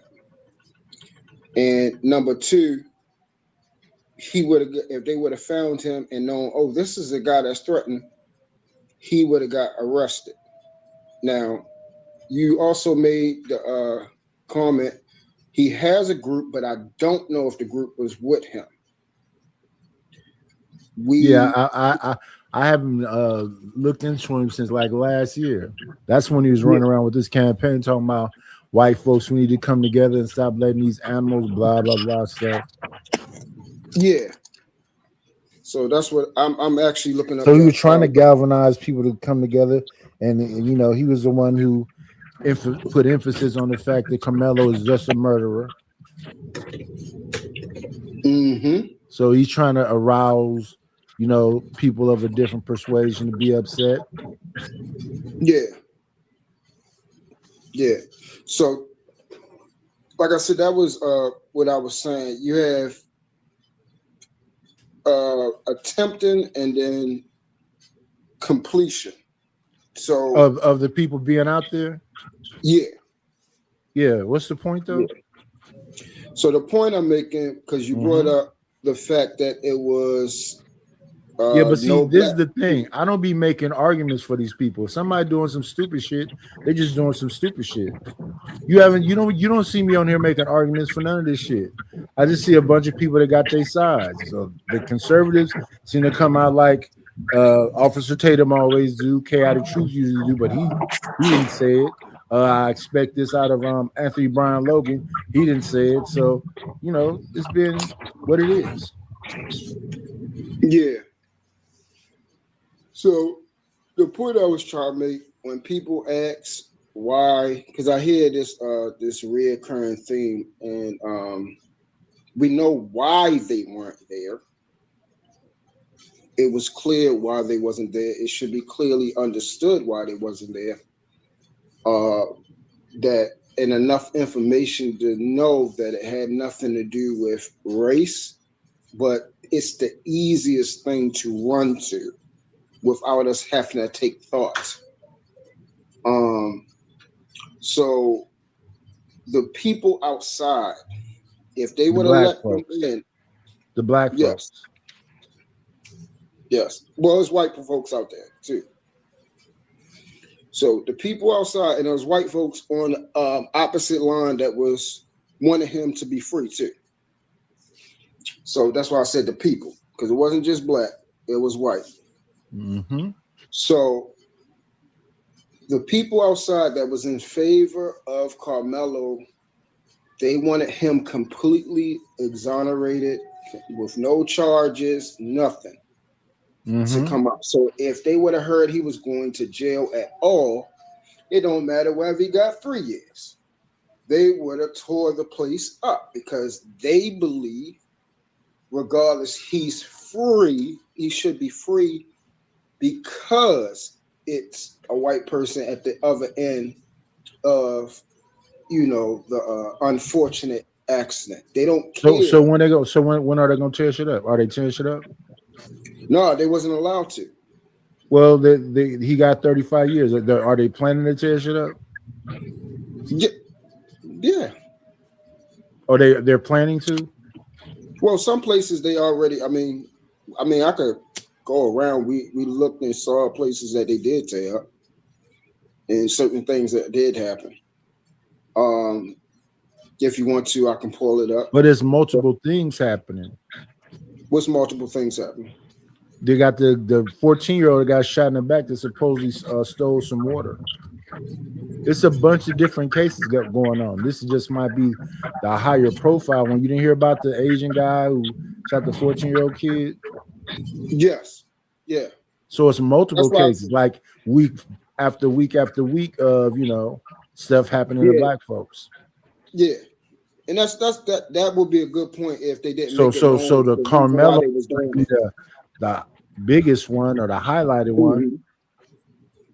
Yeah, I understand what you're saying. Just like they tore up the store when the 14-year-old got shot in the back.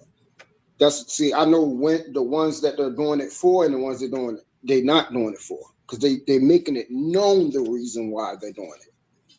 So it's, you know, I really very, very rarely do speculations, what ifs, and things like that, because then it leads me to fall into error. Usually when I try to do things on my own and not do it the right way, then I end up wrong. If I do my due diligence and look up the information the correct way, then I'm usually like, now I'm on the right side of things. If I remove myself out of it. And that's the one thing I had to learn is, as long as you remove emotion and don't give a F about which side of it, because it has nothing to do with me. My life is going to still be the same way, whether he went to jail or not. It goes into a bigger picture because we on here every day complaining about either our women or the way things are, and we want them to change. And for some reason, we still have a hard time understanding that 90% of what happens to you, we'll say it, but then it goes strictly out the water. 90%, which is an A, happens to you is on you. You are doing it to yourself. 10% is other underlying variables that you can't control. But that 90. Now, I have been blessed to be decent with math, always have. But even my 3-year-old nephew can understand that 90 is greater than 10. So that part of it, you probably need to deal with that. And maybe once you flip the 90 to the opposite direction, or totally eliminate the 90, then maybe we can get some change. Our behavior change, our thought process change. We You think that's stop gonna happen? joining. The sad part, no. There you Because go. every time, like, I'll give you an example. What's the best way to show that you have faith?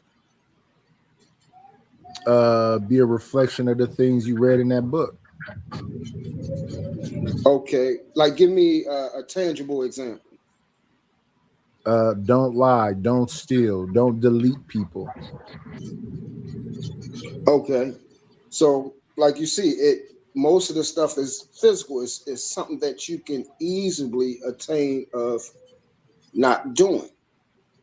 So when people ask me truth, how do you increase your faith? Well, you ask God to do it because it's a property that comes from him. And then second, he's going to put you in, well, not put you in, because let me be careful with my word. He's going to allow situations to come abroad that causes you to only have to use faith. There's no way to get up out of it, which then will increase it. So if you're trying to get stronger, what? You use your muscles, you work them out. These are very simple things to understand. So when it's time for us to have good behavior, how about, and you want others to see us not as animals, don't call us monkeys and all these different type of things. We're decent people. We have great thought process. We're good fathers. We're good mothers. We're good wives. We're good husbands. We're good sons. We're good daughters. We are all these things. And yes, we are. How about exemplifying them things? How about showing ourselves first our contemporaries, our counterparts, our people first, that we can do it.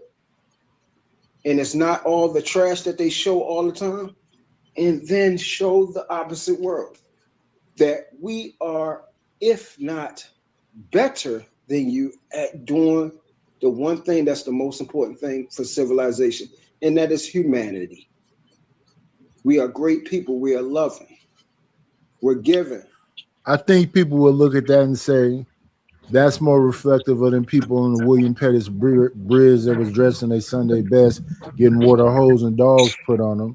They would say that, you know, right after slavery, that's when we was the most educated, most married, and everything else, and people was getting lynched and hung and everything else.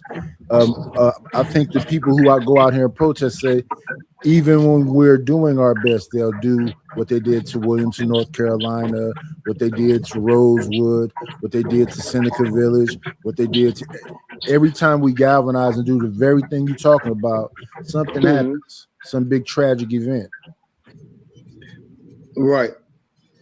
Okay. And I see why somebody would say that. And I see why I've heard that so many times. And then I come back and say this every single time. Please give me a recent event where somebody was on great behavior and something bad happens that I can actually tangibly look up and we both can see. Yeah, but that's why I said that's why I don't debate, because I don't even research that stuff. Taz came over to a channel and I said something that was my anecdotal experience, and he told me that didn't happen. I said something up here about I got my father has 12 siblings. There's 13 of them all together. I have a bunch of cousins that's in my age group. We all got married in the 90s. We all got married in our 20s. They're saying to me that people didn't get married in their 20s. So once again, I said my anecdotal experience. I said during the time when Cosby was America's father and A Different World came out, HBCUs had skyrocketed and people going to college. That didn't happen. So I don't be wanting to debate with people. If they got the numbers and they can break it down and say everything I said is a lie and that it ain't never been shit for us, it's always been bad, it ain't been no advancements, that's cool. They researched and found the stuff that fit the story they want to tell. Right.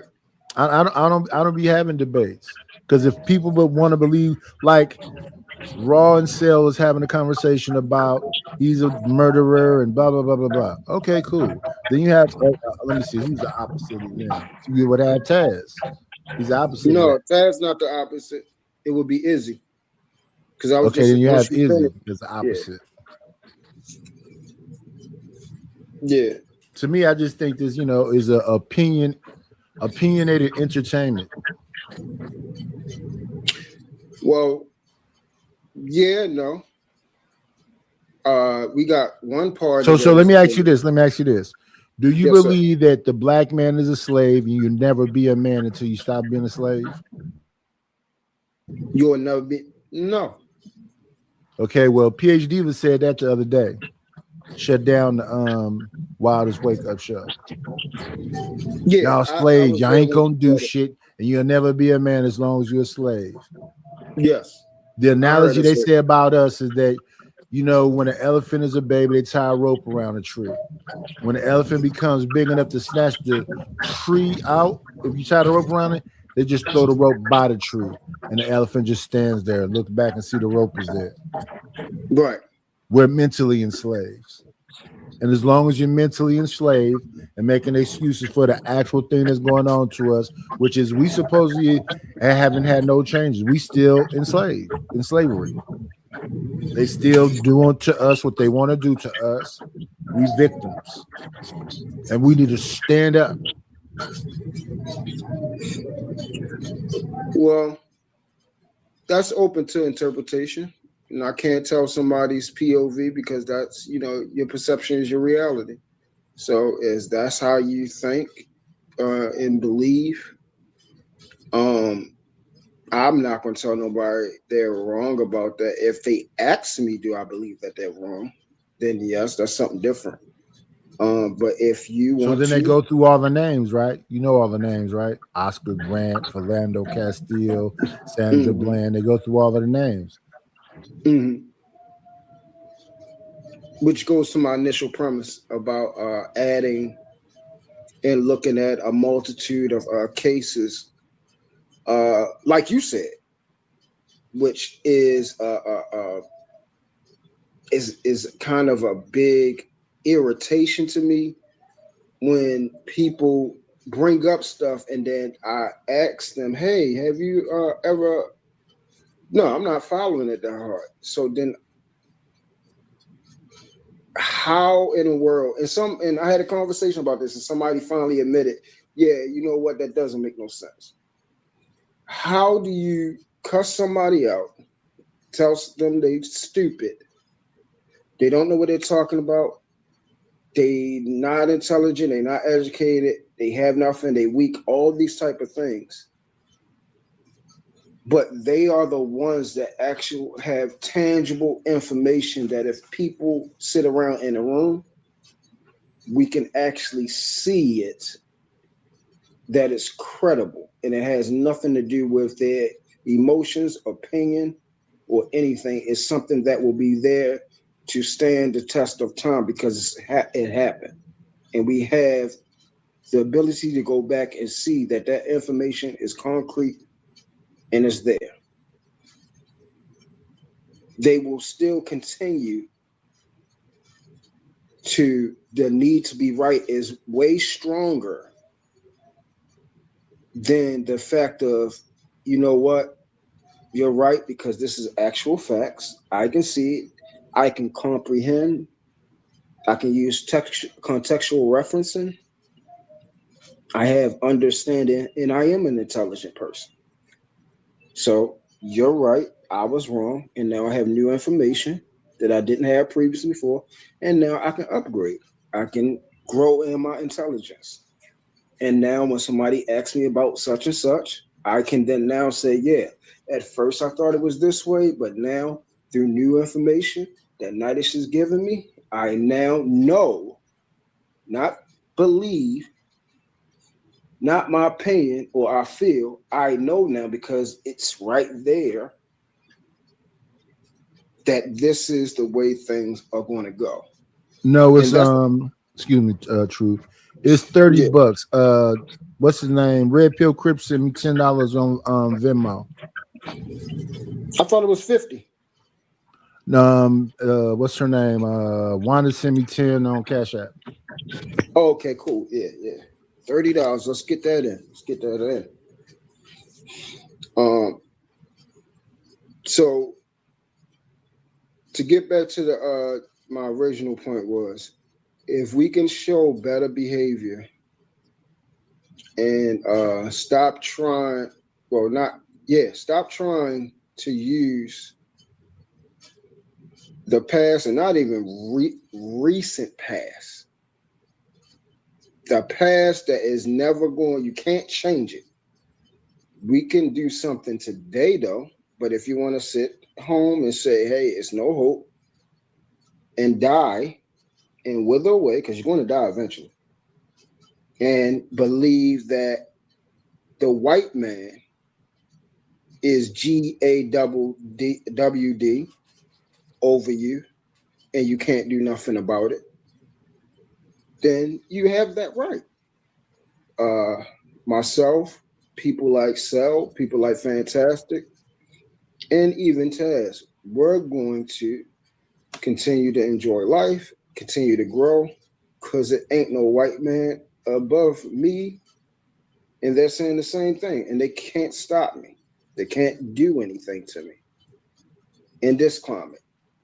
My ancestors, they went through that, and that's why I respect them for what they went through, for what they could not do. That 10%, that was 10% then. That was the 90% then. They couldn't control what happened to them. That was out of their control. So it was inverted. So I love them and I appreciate what they did, because it did create change. But if they saw what we did with their blood, sweat, and tears, and seeing like these people after what I've been through, you're talking about now you're in slavery. I'm gonna take you back to my time where I grew up, and I'm gonna take this time and I'm gonna be a millionaire. Because I'm smart enough to do that. Because I survived then off of the pennies and the stuff that they stole from me. And now I'm able to work as much as I want, do this as much as I want, travel and go to any place, use any bathroom, sit anywhere on the bus. All this freedom, and you're saying you're slavery. Okay, come on. Let me drop you back there. You probably wouldn't last a month. You wouldn't even last a month. Because you're not even lasting now. You're not thriving now. You're not enjoying life now. They will have a party. I can go in that pool, this clean water without pee and feces in it, and I can swim. I can go to any club, any amusement park, Disney World. I can get on a train. Hold up, I can actually fly on a plane and not get beat on. No, you're lying. You're lying. Hold up, I work hard enough, I can get the mansion and live out there with the racist people, and there's nothing they can do, nothing to me. Hold on, so you telling me if a racist person now break in my house or try to burn down my whole block like they did my man Fred, I actually have the ability to then, according to the law that they created, to boom them away now. Because then I couldn't do nothing about it.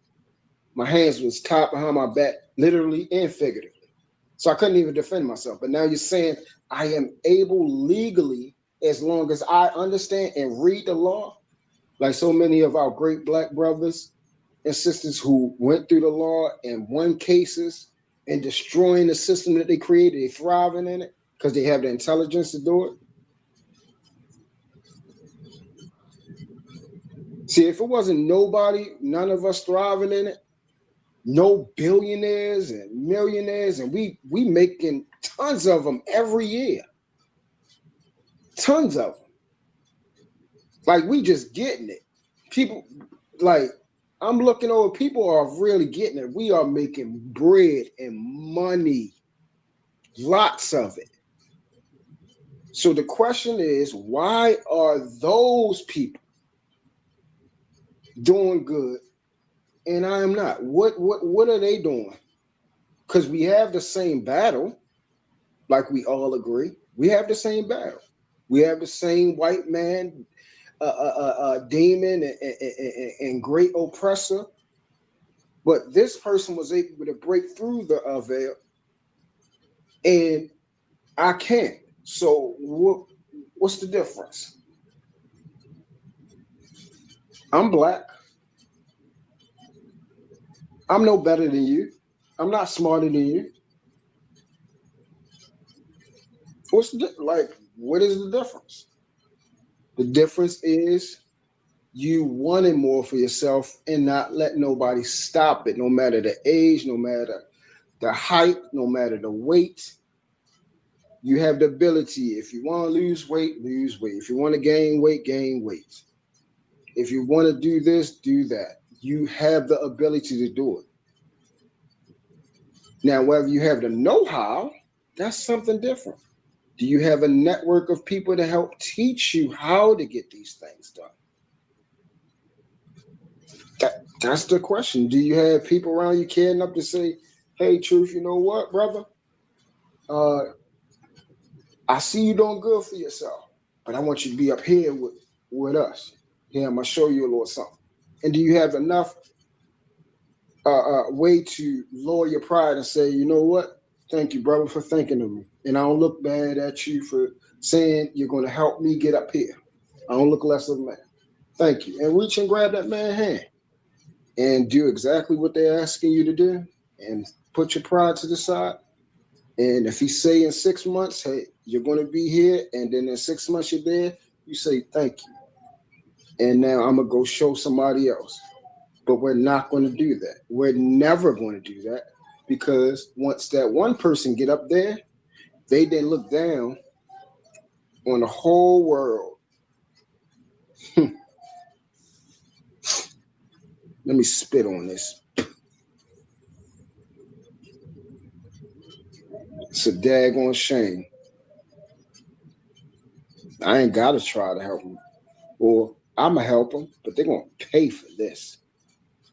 Your brother made you pay? No, but that's my brother. That's my people. But you got to pay for this. Time is money. Oh, okay.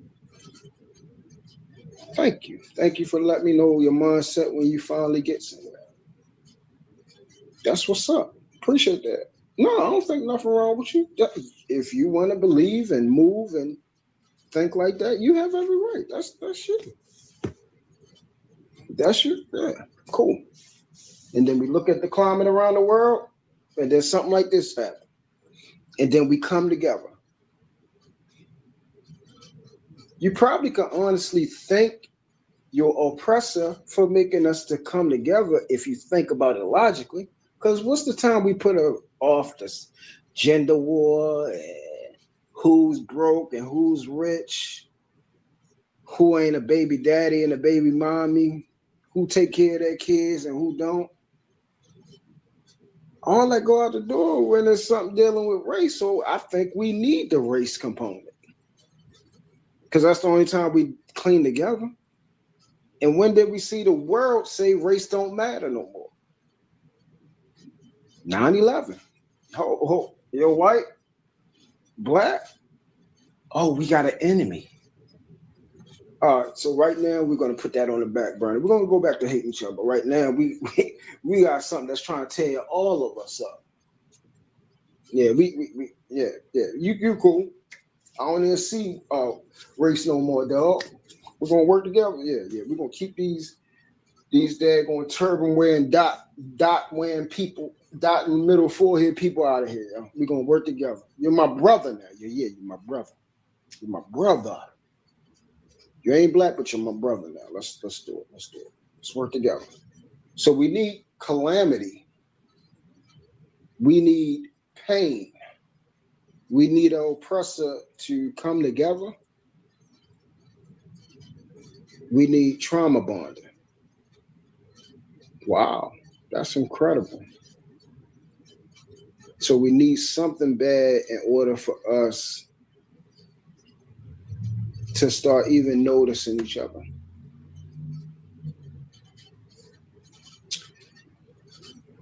That's what's up. And I said this the other day, Nidish. We celebrated Baby Truth's birthday. Well, we're gonna be celebrating it, the whole month.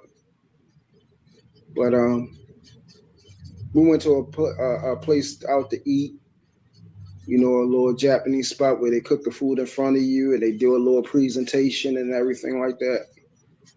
Beautiful experience, watching your children learn and see certain things and enjoy, the people you have around you, laughing, people being grateful and saying thank you. And we looked over to the right. Hold up, I can't be in the same place as a white person laughing with my family, like how they laughing with their family, got my baby in my arms and he got his baby in his arms. Hey, brother, what you doing?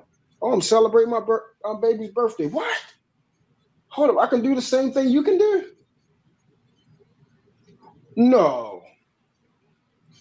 No, you shouldn't be smiling, laughing at me. You should be like, man, this dirty, stinking, poo butt nigga in the same spot, dirty and funking up the air that I'm breathing in, intoxicating my baby. That's what you think about me, ain't it? Oh, you don't think about me like that? Oh. And then that little girl walked over and my baby started jumping up and down, smiling. You think my baby saw that little girl was white? Or he saw that was a little baby, another little child and baby to play with? We're going to have a good time. I smile at you, make noises, you hold my hand. Come play with me. Come on, let's have fun. I like to play.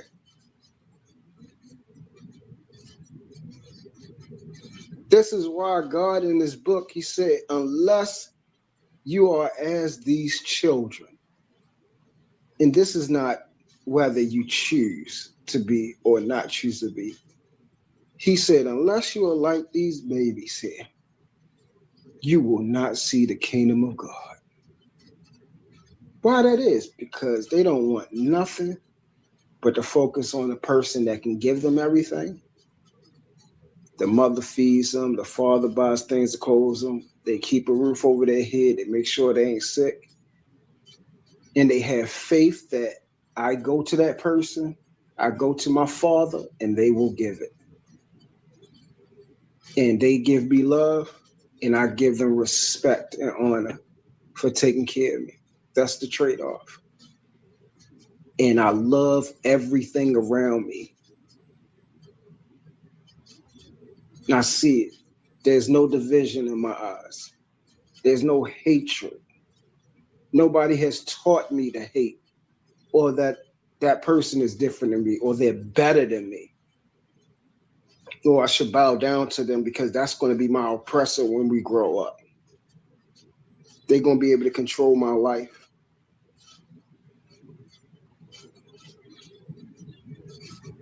My boobs didn't see that. He saw another child to play with.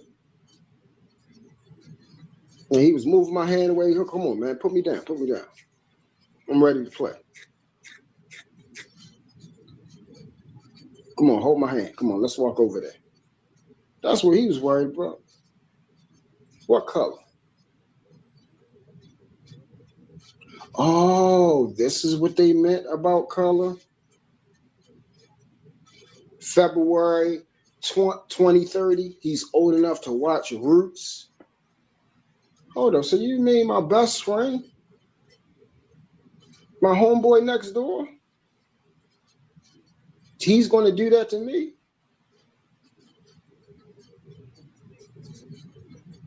Or he has to do it to me because we have different colors? Well, what I do to him? Nothing. He just don't like you because of the color of your skin.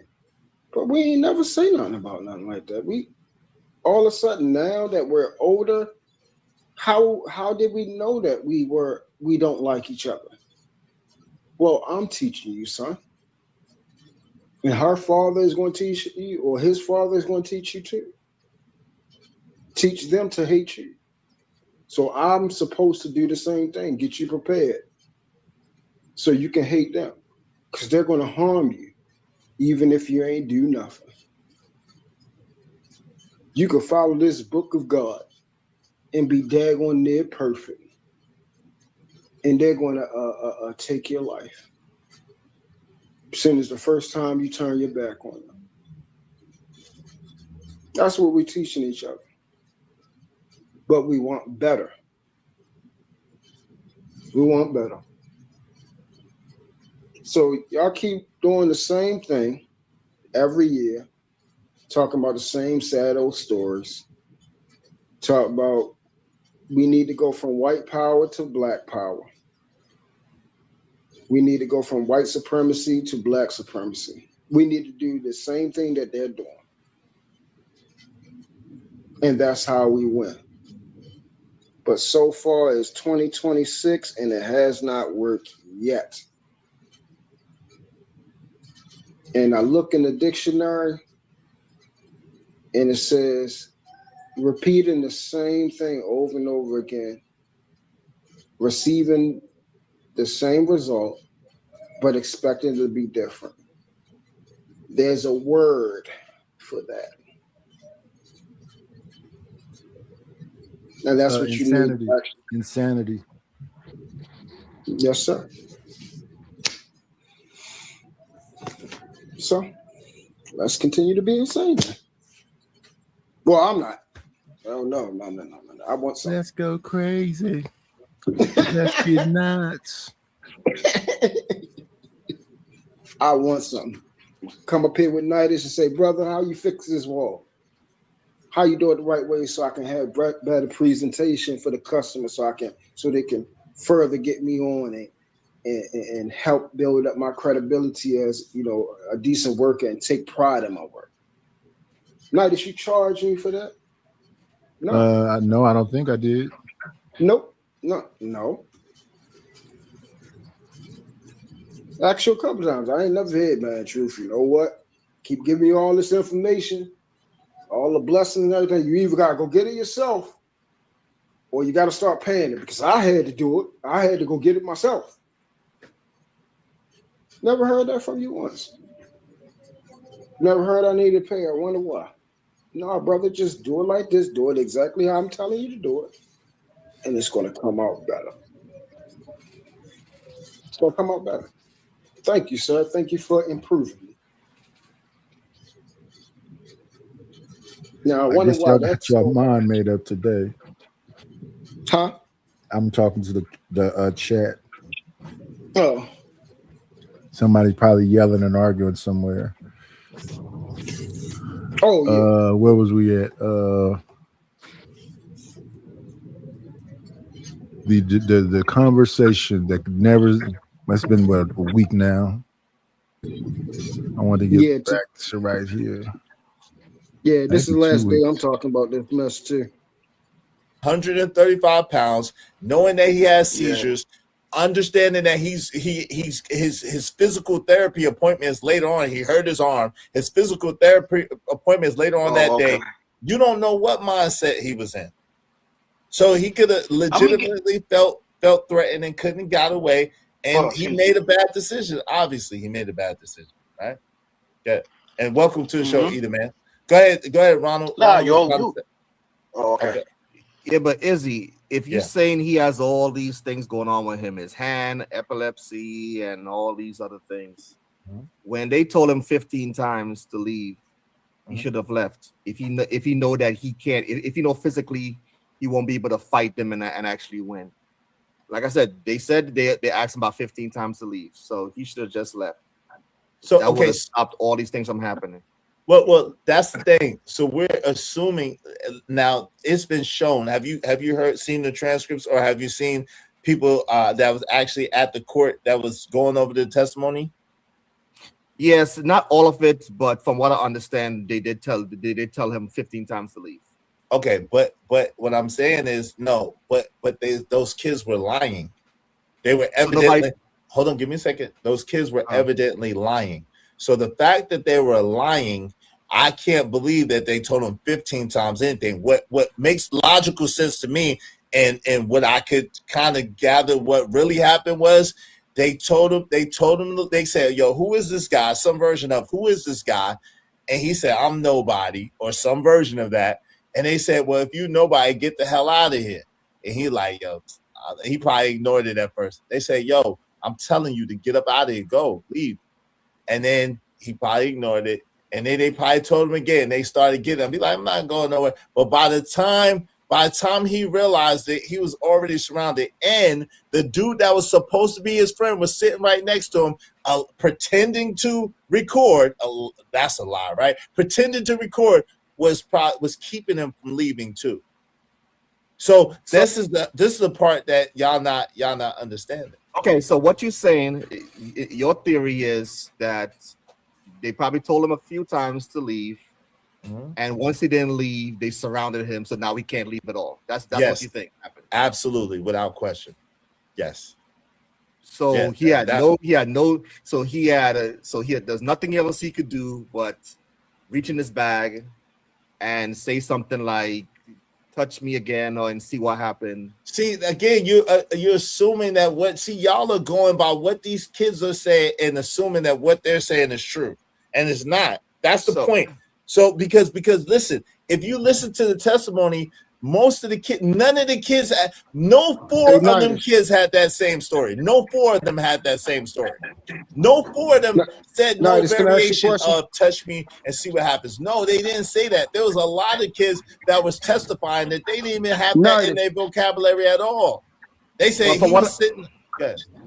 But from what I understand, he had his hand in his bag, like acting like he has something, and they thought, he's just joking.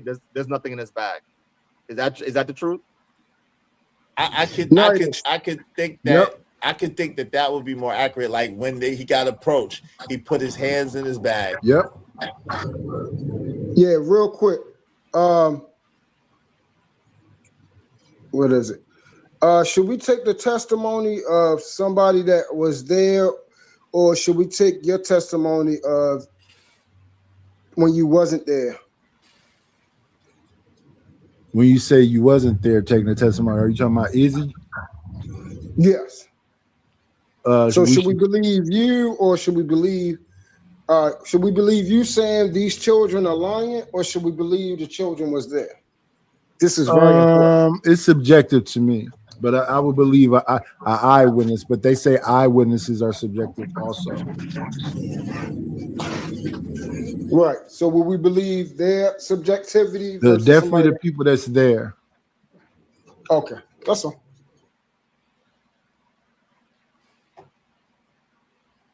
If I'm guilty of love. Or hands on this, whatever. And then it was like, you don't have that. I could see that because there was at least four people who told that variation of that story. That So particular you part. think, okay, so you think if he would have said, you know what, my bad, you know what, I'm gonna get out of here. If he would have got up to get out of here, you think they would have just like, oh no, you ain't get out of here now.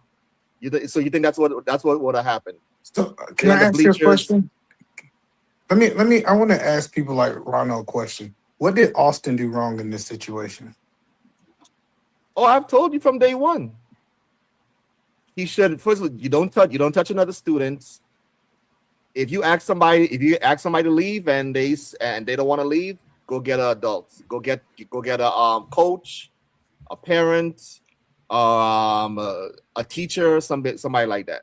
But you shouldn't touch another student. Shouldn't touch another student. You see that? You see how you only talk about him for literally 15 seconds, but you've been going from panel to panel to panel to talk about this black kid for hours. If somebody asks me a question, I'm answering the question. You I'm don't not like just preaching on my own. You don't even understand what I'm saying. Listen, I'm saying you only want to truthfully hold the black kid accountable. Why is that? No. I already said both kids are wrong. How many times do I have to say both kids are wrong? Yep. How many times do I have to say this? Pause real quick. No, you don't understand. Either man said Ronald is only trying to hold the black kid accountable and not the white kid.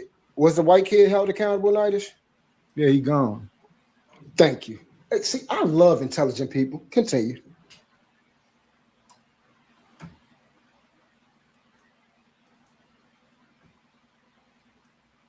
And if I say both kids are wrong, and then I go for an hour talking about why the black kid is wrong, it sounds like I'm more on one side than the other. Do you agree? No, because no, it's not. I don't do the sides thing. At the end of the day, one child pushed, the other child stabbed. Okay. So even though both childs are wrong, one child committed a deletion. Well, no, but I'm trying to understand. So it's not about jumping on one side. It's not about jumping on the white side or the black side. Well, no, I'm End of the trying to.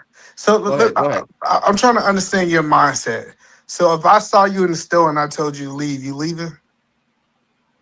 You by yourself? Yeah, I'm by myself. I'm not leaving.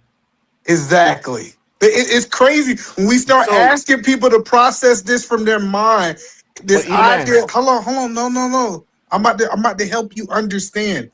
You just stated, as a grown man, if another grown man approached you by himself and asked you to leave in a public area, you would not leave it just because he said leave it. So when you keep getting on these panels and you keep saying, well, he should have just leave. He should have did something that my black ass wouldn't even did. Do you hear yourself? Check this out. If you tell me to leave and I'm saying I ain't leaving, all of a sudden your friend Izzy pull up and Kels pull up and like 3 other people pull up and they on your side and they said, yo, didn't this dude tell you to leave? You better leave right now. Hey, nice. Either man said, you just told me that you wouldn't leave if somebody else told you to leave. Right. But did you ask, would I still take the consequence that happened? Would I take the results that happened that I put myself in there? Would I take accountability for that? Yes, I would. I made a choice, and I'm going to live with the consequence with it. That simple. Not make a choice and then complain about it like a little, you know what.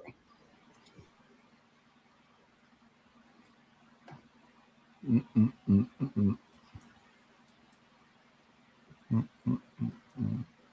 do you think I'm gonna do if I'm by myself? You tell us. I'm gonna leave.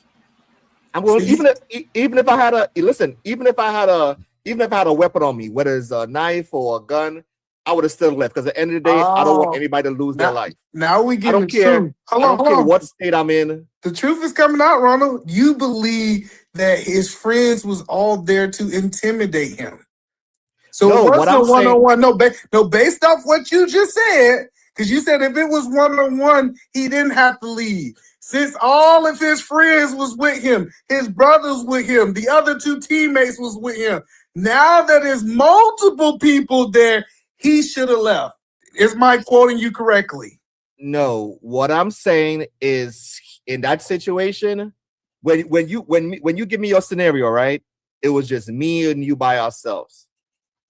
Right? But I told you, if I'm in a situation where I'm by myself and you got a bunch of people with you, even if I have a weapon, I don't want to take anybody's life. Right. So, So what I'm going to do is I'm going to leave. So that would imply that Carmelo, the reason why you're saying that Carmelo should leave is because you know that there were multiple people coming at Carmelo that rather than just Austin Metcalf by himself. That's a logical conclusion.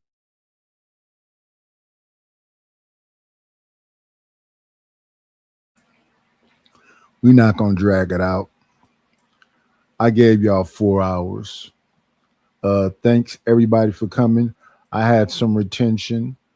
We're going to try it again. Hopefully I can reach a goal. But as I always say when I end this, be great.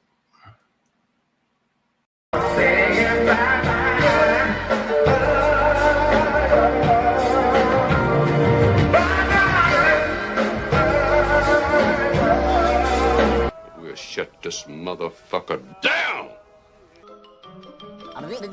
That's all, folks.